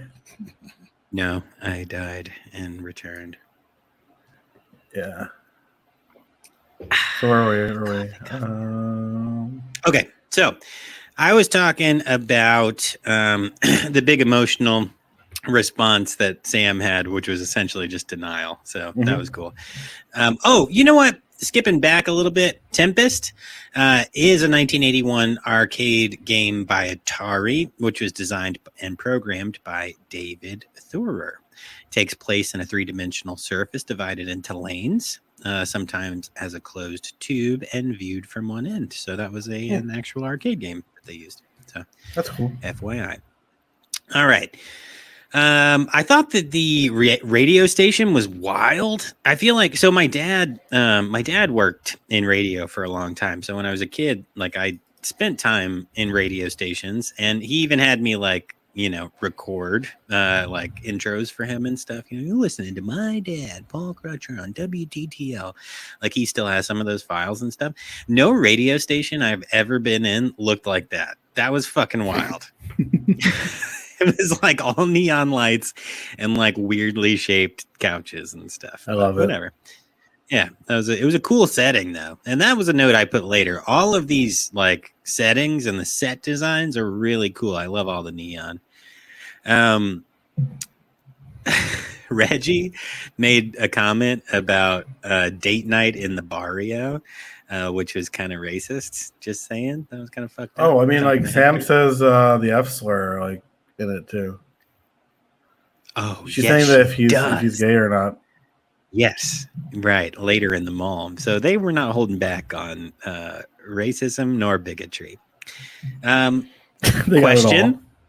Question. Is it a good idea to broadcast your location during a zombie apocalypse? You tell me. I mean, generally, we've learned from all these movies and shows, no. But like, if you're trying to look for help, I guess yes. But I don't think. Right. At that point, if you see zombies, I feel like nobody's survived. Right. I guess it depends on the type of zombie, right? Because in this film, the zombies are intelligent humans who are just going cannibaloid. You know what I mean? Like they still can talk to you. So they would hear you on the radio for sure, right? I don't know. Definitely. It's just a little risque. They're coming to get you. They're coming to get you. The stock boys are coming for you. Okay, I didn't know she was in a dream sequence. I was like, why the fuck is she speeding in a car in a wedding dress? Like, I guess it's the apocalypse or whatever. But then I was like, oh shit, dream. Okay, cool blood effects though when the cops reach in and she's like scratching at their hands and stuff. And then, she goes and gets undressed in the bathroom, which, okay, all right. Just going to point this out from a modern standpoint. The most skin shown in the movie by anyone is someone who is stated to be 16. And they state that Reggie is 18 and they don't show any skin on her. So that's just a choice. And probably should have thought about that. But yeah, the 80s. They didn't care in the 80s. They didn't. But that's a double Inception, zombie Inception dream where she also gets choked out by another zombie cop. I had a dream last night. Do you want to hear about it? Yeah, sure. I was a rapper and my name was Little Horse Meat. I'm Little Horse Meat, y'all. What? Were you from Horse Machine Ranch Road? I have no idea. I woke up right after I get started. Oh, no. Because, Sam woke up, so I had to get up. But, it was literally just, I was, in an interview, and my name was Little Horse Meat. What the fuck? I love that so much. Yo, I'm a little horse meat. That's going to be your new moniker from now on. Also, if you're new to the show and you haven't heard about HorsemachineRanchRoad.com, one of our largest supporters and sponsors of this show, HorsemachineRanchRoad.com. Like-minded men who look for glory holes across the country. Should I play the ad? Yeah. For Yes. that? I don't think I've uploaded that. They are into like-minded men who look for glory holes across this nation. and also horses, machines, ranches, and roads. Well, the I don't horses have are the that horse one loaded in. machines. I'll put it in post. Here's Horses are horse machines. Horses are horse machines. And our right. store is on Horse Machine Ranch Road. All right, little horse meat. Dude. Yeah, here's a word from today's sponsor, HorsemachineRanchRoad.com. All right, and we're back. Let's get the fuck going. So, at this point, I'm seeing Debbie scratching a bunch, and I'm like, oh, she's turning. And that's before they've even said anything about it. Mm-hmm. They pick up the guns. She's shooting the shit out of the car, and it jams. And Sam's like, I wish these were Uzis. You know, they wouldn't jam. Apparently that was as real. much. Yeah, she made that line. But which is true. Uzis are generally reliable, but they can be affected by extreme conditions like sand and dust. So, in the world of human dust, even an Uzi might have jammed. Just throwing it out there. All right. Yeah. So Hector goes back home. Zombie child attacks. He doesn't shoot him. This is where I kind of wrote down, like, I'm a Mary Warnoff fan. Like, I like Mary Warnoff and a lot of stuff that she's been in. Did we cover... No, I've talked about in the past Eating Raoul. And then there was that other one where she's like a evil scientist and like taking psych patients and like trying to cure them. I can't remember what that one was called. But I liked her. I've liked her in most stuff I've watched her in. And you think she's evil, but, that one sounds familiar. Let me see. it was called... Oh, she was also in Silent Night, Bloody Night, which I love. We haven't talked about that one yet. Oh, she's in a lot of good stuff, though. Oh, yeah. Hellhole? Hellhole is the one you're talking about. Yeah, Hellhole is the one. She was in Chopping Mall. She was in Terror Vision. Mm-hmm. Warlock. She was in Dick Tracy. Yeah. She a lot of good was stuff. in... She's in The Devil just with a the Rejects ton. and House of the Devil. Mhm. Those are like the newer ones she's been in. Yeah. Yep, she's been in a lot of good stuff for sure. I like Mary. Mary's cool. I don't know. I like She's the way 80 she years old acts. now. She looks so evil. You know, she feels like a bad role really well. So even in this, where she's like technically not a part of the evil scientist, she's like trying to be better. She still seems evil. Like, you know, so I like that. She went to Cornell University. That's crazy. Oh, yeah. Nice. Yeah. Good stuff. I looked at her Wikipedia for a second. Yeah. So they went to the mall, which again is the worst place you could ever go in a zombie apocalypse. Stay away from malls. Maybe not now, though. Maybe in 2024, a mall would be relatively safe. I went to the mall like a week ago. It was boring as fuck, and like I went to Hot Topic. Yeah. I got a Godzilla shirt and a Venom shirt because I wanted to show off to Sam because Sammy loves both of them. Yeah. And oh my god, I felt way too old. Did you? I bet you did. I bet there were. And like their shirt walls are walking terrible around. now. Their shirt walls are literally just like quote unquote classic rock stuff now. It's not like actual like Oh. current artists or even like stuff from like 20 years ago. It's like weird. Like It's like AC/DC Beatles. is all like, Well, yeah, it's like AC/DC, Beatles, like even the Misfits there, but like the shirts for the Misfits are like not even like stuff that the Misfits sell. It's weird because like the Misfits will literally sell anything to anyone. huh. Weird. Okay. But I will say their yeah. movie and like anime wall is cool though. For sure. Okay. Hot Topic. Yeah. There you go. You get a shout out on the store. I spent a lot of time looking for studded items in, you know, belts and stuff in those stores. I want some studs. Now. Yeah. I All the remember stuff for like going in there. awkward goth girls. Right. Yeah. Right. Awkward goth girls. Yeah. Vampire creeps. All right. So, moving on. Of course, there's a creepy fucking mall gang of stock boys. Because why wouldn't there be? All right. Don't One of fucking them look leave your like guns Eminem. around. That is just sound advice. If you're in a scenario where you need a gun, don't leave it in the middle of a I bunch have a of question shoes. about one of the guys. What? Why was he pretending to be a robot, the guy with the shotgun? That's a good question. Also, being when she says Terminator-ish. eat glass and throws the TV, that was funny as Yeah. hell. That was cool when she chucked that TV. Yeah, that was. Also, that one these guy she girls were captured. very. I'm sorry. What? When Reggie captured the one guy, he looked like Eminem. Oh yeah, he kind of did, didn't he? Yeah, short blonde hair, earring. But then what's his face? The leader was like, "You can't hold one of my guys hostage," and then shoots the guy. I'm like, "Wow, all right." So you really can't. Oh. Right.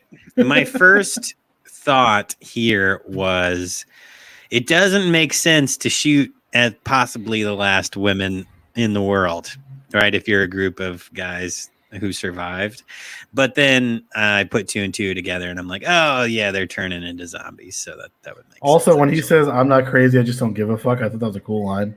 That's a good line. I wrote that one down too. I'm not crazy. I just don't give a fuck. And then, like, my next line after that one was, "All that dialogue for the soldiers is kill them in seconds." Right. There was like no resolution except their death real quick. I did like he was saying like, that's the American way, essentially. Like, we were stock boys yesterday, and now look at us. We own the whole store. I'm like, okay. Yeah, they're just fucking crazy. Okay, Hector comes back. He's wearing a fucking Santa costume. Why? I just didn't. I mean, I guess it is a Christmas. I was watching it. I saw you typing that in the notes. Well, I was typing notes, and I started laughing because I forgot for a second it was Christmas. Right. Yeah, I did too because it's LA. There's like no snow. They're in the desert or at the compound or in LA. So yeah, but yeah, he came in and he's like, "Oh, Merry Christmas, Reggie!" Like, oh, fuck off. Okay, so Mary Warnoff's character just kills herself after killing her coworker. And then I was like, "Oh shit, these fuckers are vampires. They're taking their blood." But I was happy that Sam wasn't dead when you see her in the trunk. All the settings. Yeah. The guard at the front was useless, and why was there only one of them? And also, I love when Hector hit him and said, Are you a Maytag repairman? Yeah, that was an interesting one. Yeah. I feel like that's like an ode to like the 50s or something. You know what I mean? Definitely. I know that that's what this is, kind of. I had a question. Can laughing gas kill you? I'm not sure, but I know that's how Joker kills people in Batman. Oh. Or, well, not kills, but like makes them weird. You know what's funny? I noticed that Mark Hamill's birthday was yesterday. Same birthday as my son. Oh, really? No, happy birthday. Yeah. Okay, I was looking up Joker stuff and like that came up. No, what happened? No, he posted on Twitter that it was his birthday yesterday, and I was like, oh, it's Sammy's birthday. Nice. Cool. How about that? So apparently, if you take too much nitrous oxide, you risk falling unconscious or suffocating from the lack of oxygen.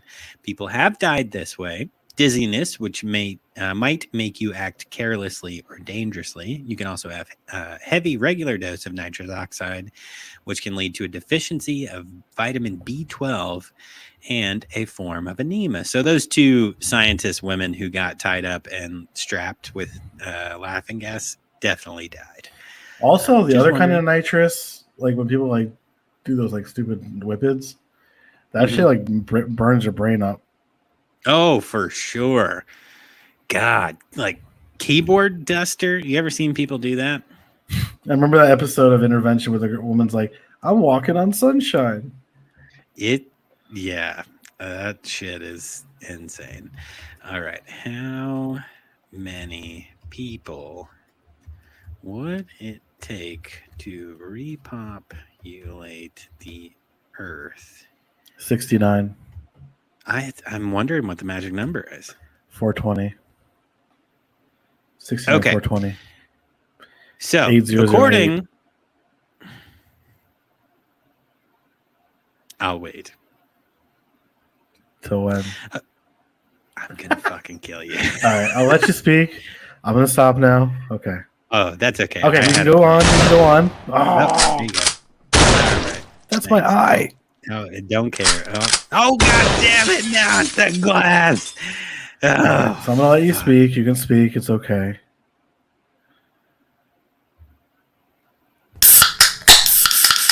Hell yeah. Let's go.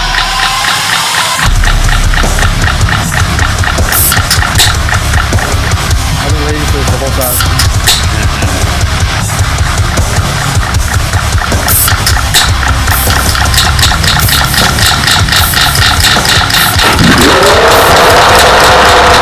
I like how. All right. Welcome to I like how the VHS. can Doom, cracking.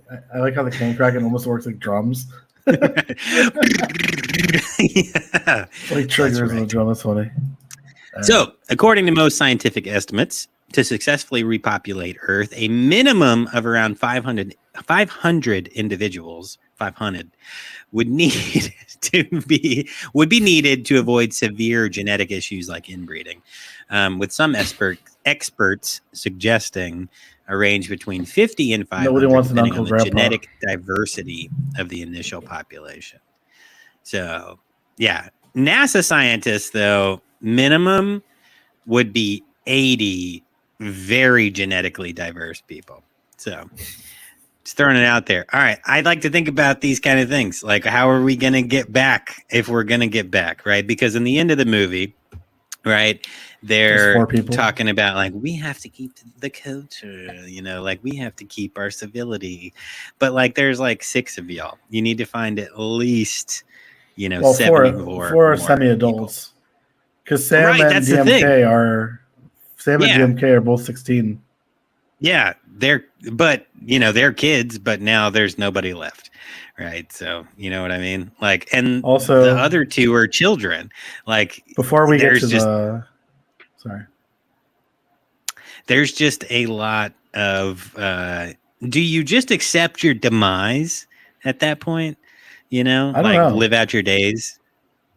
I guess, yeah, because like there's nothing Right. else you can do unless like you Because, look like for I said, more it people. takes at least 80 adult people to make to repopulate. idea. Like, it's just probably not possible. Yeah. Anyway, okay, that's the last of my notes. You got anything to wrap up?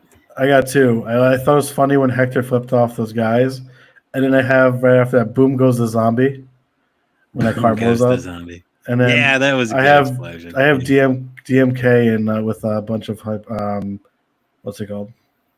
Yeah, capital letters. Yeah.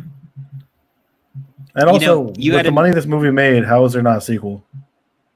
I don't know. I'm kind of like not mad that there's not, though. So I saw one of your notes. These 2 women are evil. Those were the 2 women that I mentioned with the laughing Mhm. gas. They really were.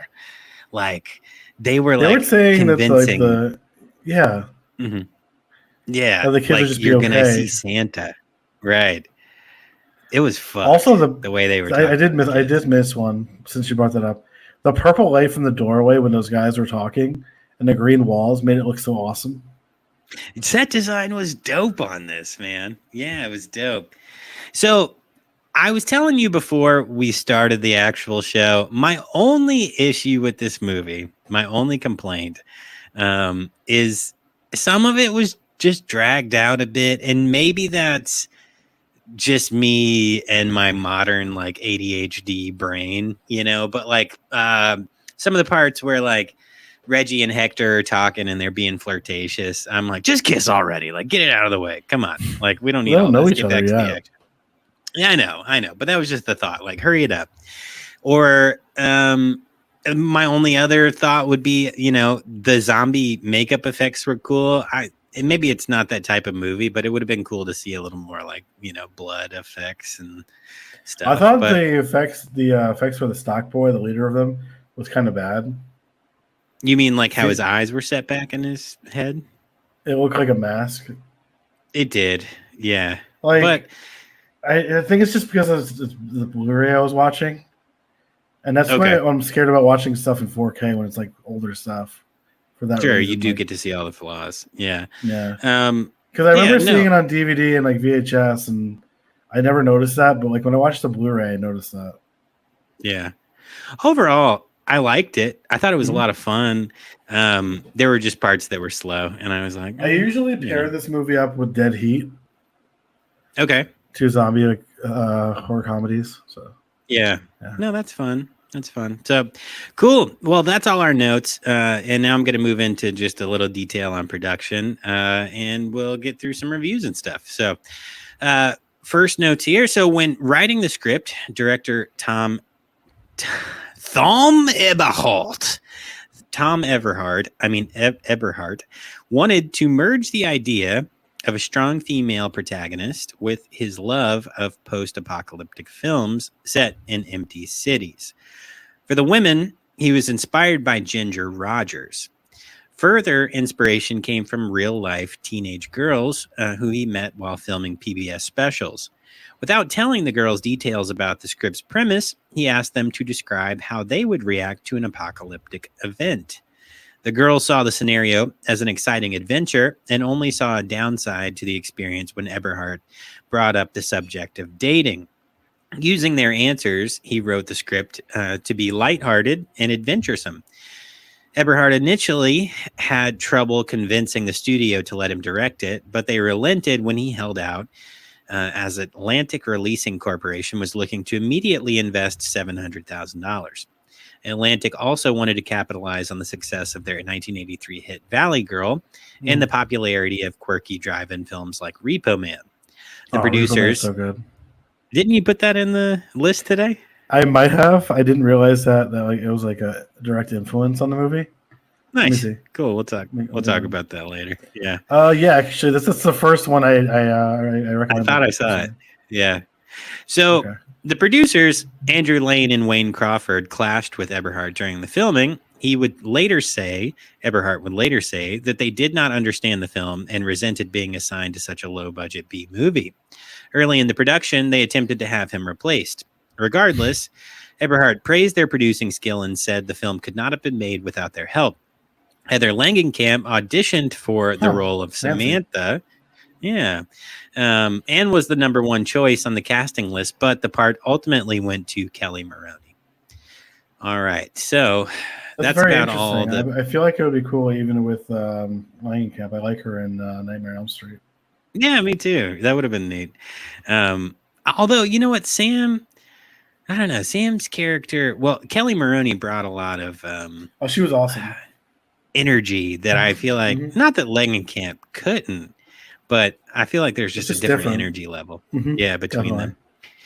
Anyway, so that's about all the production content that I have available outside of like our trivia. But Mikey, if you want to go ahead and take away the notes on the box office and home media.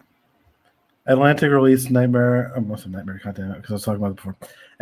Atlantic released Night of the Comet in U.S. on November 16, 1984, earning $3,580,578 in its opening weekend, coming in third place to stay in theaters for 6 weeks, grossing $14,418,922 in the U.S. against a $700,000 budget. The film is also noted as one of the first mainstream films to carry an MPAA 13 rating. It's crazy that PG-13. All right. I think Gremlins was the first. Was it? Okay. Yeah. Or no, I think Gremlins is the reason why there's a PG-13. Because I think it was PG, if I remember right. Also, it made like so much more money that I feel like there should have been a sequel knowing like how the 80s worked back then with sequels. That's weird. Yeah, so it looks like I looked this up real quick because I like that information. So the very first film to be released with a PG-13 rating was actually Red Dawn in 1984.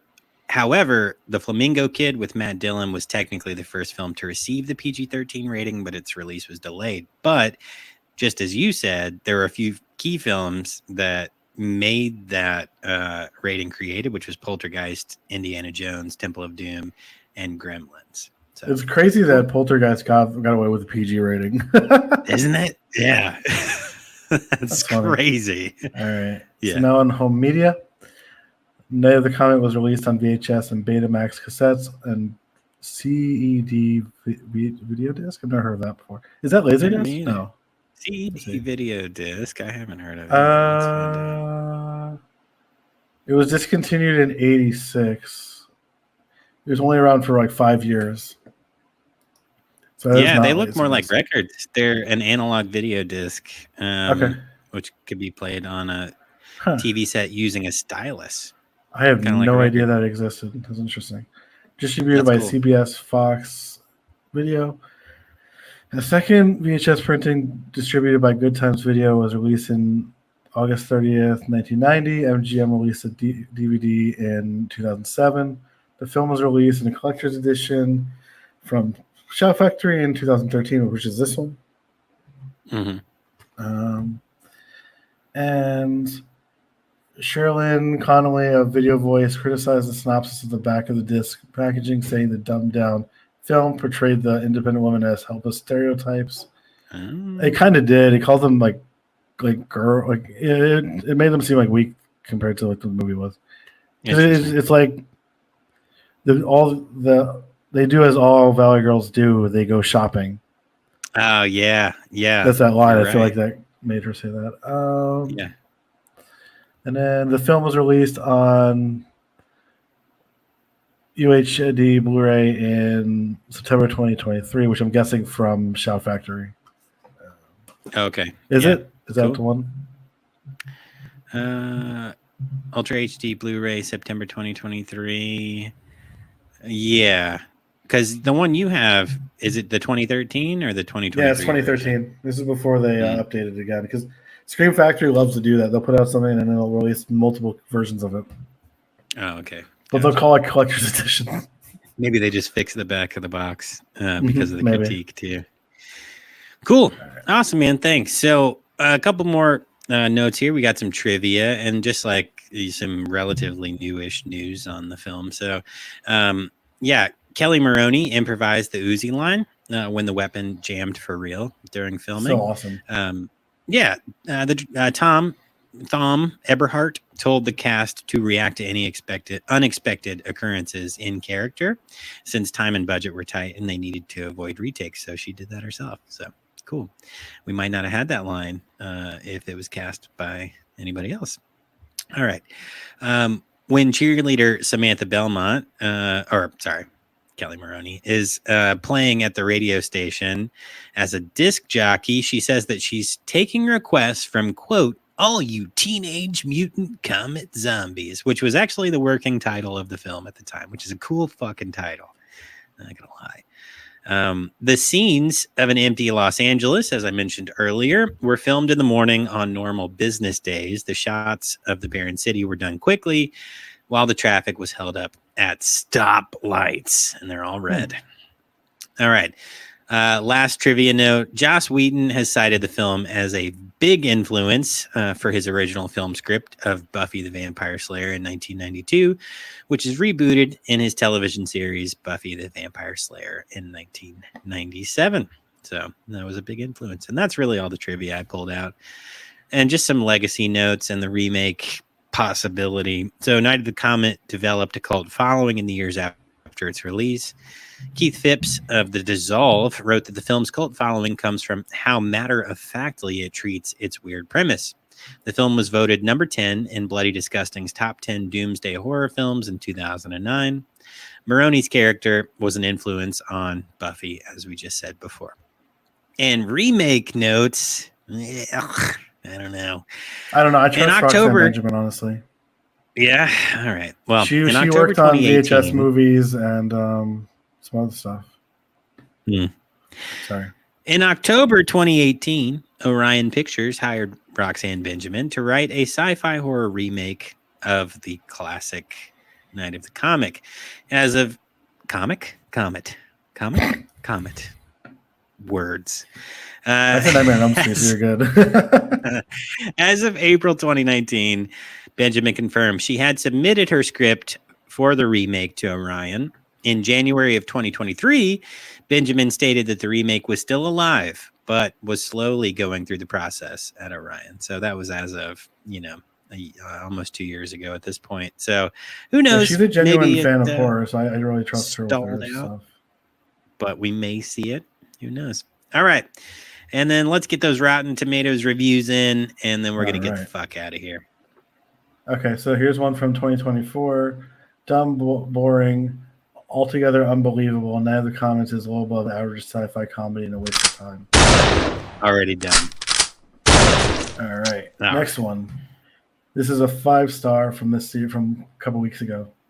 A beautifully atmospheric sci-fi B movie. Tom Everhart's Neither comment is brilliant, iconic, underrated gem for mid-80s. This is quite possibly the most 80s film ever made, with Kelly Maroney, Catherine Mary Stewart giving my opinion of some of the best performances of that era. If shopping during a zombie apocalypse is something you do, I'd say this one is definitely for you. All right, well, that's your review, but we treat everybody equally. All right, cool. Thank you, buddy. Well, that's it. Time to Also, get the fuck what are you out choosing? of here. I'm sorry, who? What are you choosing for next week? I'll tell you shortly. All right, grab your popcorn, grab your candies, grab your sody pops. Don't let them expire. We got some ring pops up here. This week, you're going home with some dope ass flicks. Damn it, they don't have synopsis. What should I do with this Ron Laffy Taffy we have here? Feed it to Hugh. Oh wait, they took his face. I don't know, man. I guess I'll talk to Ribbles. I'm going to need you to start putting in the synopsis because it's going to take me 5 minutes to put in all the synopsises. I'm sorry. That's okay. You're just a whore. This is all live, by the way. I know. Yo, why the police have song? What? Someone's getting pulled over. Oh, I thought you meant the ZPD was back. God damn it. No, outside my house. Oh. To break the fourth wall. Yeah, we do that here and there, especially in these bits where I gotta. So this hasn't been porn. So that's good. I'm really proud of you. Proud of me? Thanks. The Dungeon Master. If not playing.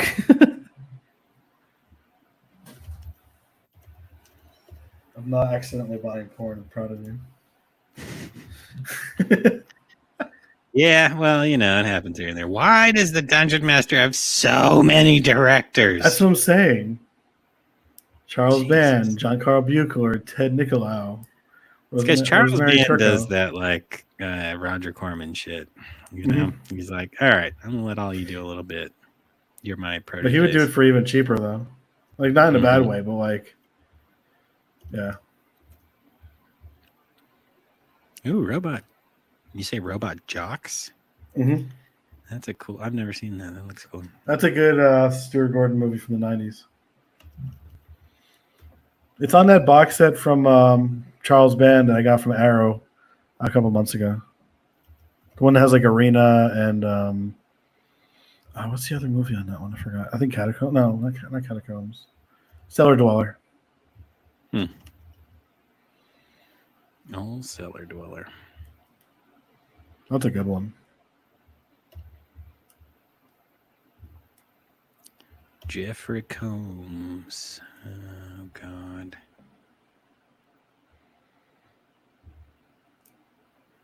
Good old Herbert West. Herbert West. He also was Lovecraft in Necronomicon. Mm-hmm. The clown is here. I can't see.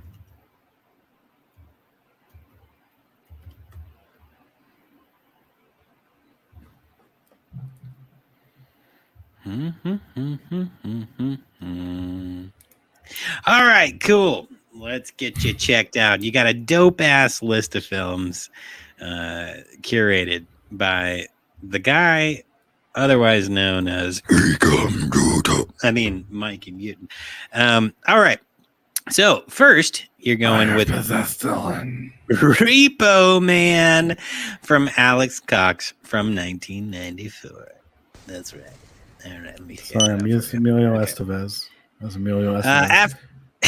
After being fired from his job, Los Angeles slacker and punk rocker Otto, played by Emilio Estevez, lands a gig working for an eccentric repossession agent named Bud. At first, Otto is reluctant to work as a repo man, but he grows to love the fast-paced job. After learning of a Chevy Malibu that has been given a $20,000 price tag, Otto embarks on a quest to find the car with the beautiful Layla, who claims the trunk's contents are otherworldly. All right, next you're going with Firestarter. That's from Mark Lester from 1984. As youths, Andy McKee, Mark L. Lester. That's unfortunate. Andy McGee and his future wife, Vicky, participated in secret experiments, allowing themselves to be subjected to mysterious medical tests. Don't do that. Years later, the couple's daughter, Charlie, played by Drew Barrymore, begins to exhibit the ability of setting fire solely with her mind. This volatile talent makes the youngster extremely dangerous, and soon she becomes a target for the agency known as the Shop. It's almost like The Boys copied that from Stephen King. Because it feels like that's like a character from The Boys. Kind of, right? All right. Next, you're going with The Dungeon Master, which is directed by Rosemary Turco, David W. Allen, John Carl Buechler, Ted Nicolau, and Charles Band. God damn, y'all. Just direct your own fucking movies. Geeky computer whiz Paul is not happy to discover that his long-suffering girlfriend, Gwen, has been abducted by villainous sorcerer Mestima. Am I saying that right? Mestima. I think so. Mestima promises to release Gwen if Paul can complete 7 different challenges in 7 different realms. Paul consents, and Mestima equips him with a computerized wristband capable of firing lasers and transports him to face the perils he must survive if he ever wants to see Gwen again. That's an interesting premise. I'm a wizard, but I'm going to give you a laser wristband. Good luck. It's like laser tag, Anyway. All right. Next, we got Robot Iox by Stuart Gordon from 1990. In the distant future, mankind has forsaken global wars for battles of single combat. The world has been divided into 2 opposing superpowers, with each side represented by trained champions. Their weapons are huge robotic machines capable of battle on land, sea, and air. What if they were horses? Robot Horrocks. Horse machines. Like robot horses? Oh no. Attack of the Horse Machine Ranch. Horse Machine Ranch. The Battle of Horse Machine Ranch Road. Oh no. Right outside our store window. It'd be so fucking bloody and machiney. All right, last for the kids and the fam, you're going with Free Willy from Simon Windsor from 1993. That's right. When maladjusted orphan Jesse, played by Jason James Richter, vandalizes a theme park, he's placed with foster parents and must work at the park to make amends. There, he meets Willie, a young orca who has been separated from his family. Sensing kinship, they form a bond, and with the help of kindly whale trainer Ray Lindley, develop a routine of tricks. However, greedy park owner Dial soon catches wind of the duo and makes plans to profit from them. And then Jesse is eaten by an orca. Oh, wait. Maybe that's not in the movie. Anyway. All right. Give me your money. Okay. Cool. So a customer came up to me last week and told me the copy of Free Willy we have wasn't the copy of Free Willy that we should be giving to people. Okay. It was called Free Your Willy, and I'm kind of scared what that means. Free Your Willy. I don't know. So about next episode, the next episode we need to make it road trip 1. So what's the first stop? We said Monster Squad. Monster Squad's the last stop. Oh, I thought We're going wrong east turn? to west. East to west. Yeah, wrong turn. Well- Okay. You want to do wrong turn? Yeah, wrong turn. 2. What year was that? No, let's do wrong turn 2. Okay. Because we That's both my love Joe favorite Lynch and wrong. Yeah, mine too. Yeah, And Henry Rollins. 2007. All right, cool. All right, friends, that's it. So, just so you know, next week's episode, we got something cool in store for you. If you don't know about the VHS Doom Halloween road trip, you're fucking missing out. Last year, we took a 4-week road trip across the country and visited sites of all sorts of fucking horror movies. Washington, D.C., we went and visited the Exorcist stairs. We went to Haddonfield and checked out the site of Halloween. We went to, what else did we do? Oh, we went and visited Sam from Trick or Treat. And then we saw Exorcist. the house from Night of the Demons, right? So very cool stuff. So this We year, also went to Washington, D.C. for The Exorcist. that was the first one I said. Yeah. But Okay, my yeah, bad. we I did do misheard that. you. That's okay. So this year's Halloween road trip begins next week. That's right, friends. So we're taking off, hitting the road, vroom, vroom, and we're gonna go see some cool fucking places. This year, we decided we're gonna do an east to west trip. Last year was a little disorganized. We had to use a bunch of scab tabs to void jump. To get all over the place, but we're going to take a little bit more of a civilized road trip this year, and we'll see what happens. But we're starting on the East Coast, and specifically in Appalachia, where we're going to Wrong Turn 2. We're going to go check out them hills, see what's up in them hills, and it's likely brothers and sisters fucking and eating people. So anyway, that's it. All right, shout outs. Who you got this week, buddy? I got Doom Generation podcast, Ramit, our friend Ramit, Dissect That Film podcast, The Movie Dumpster, my wife Katie, my son Sammy, my uncle Owen, and my baby Amelia, my daughter.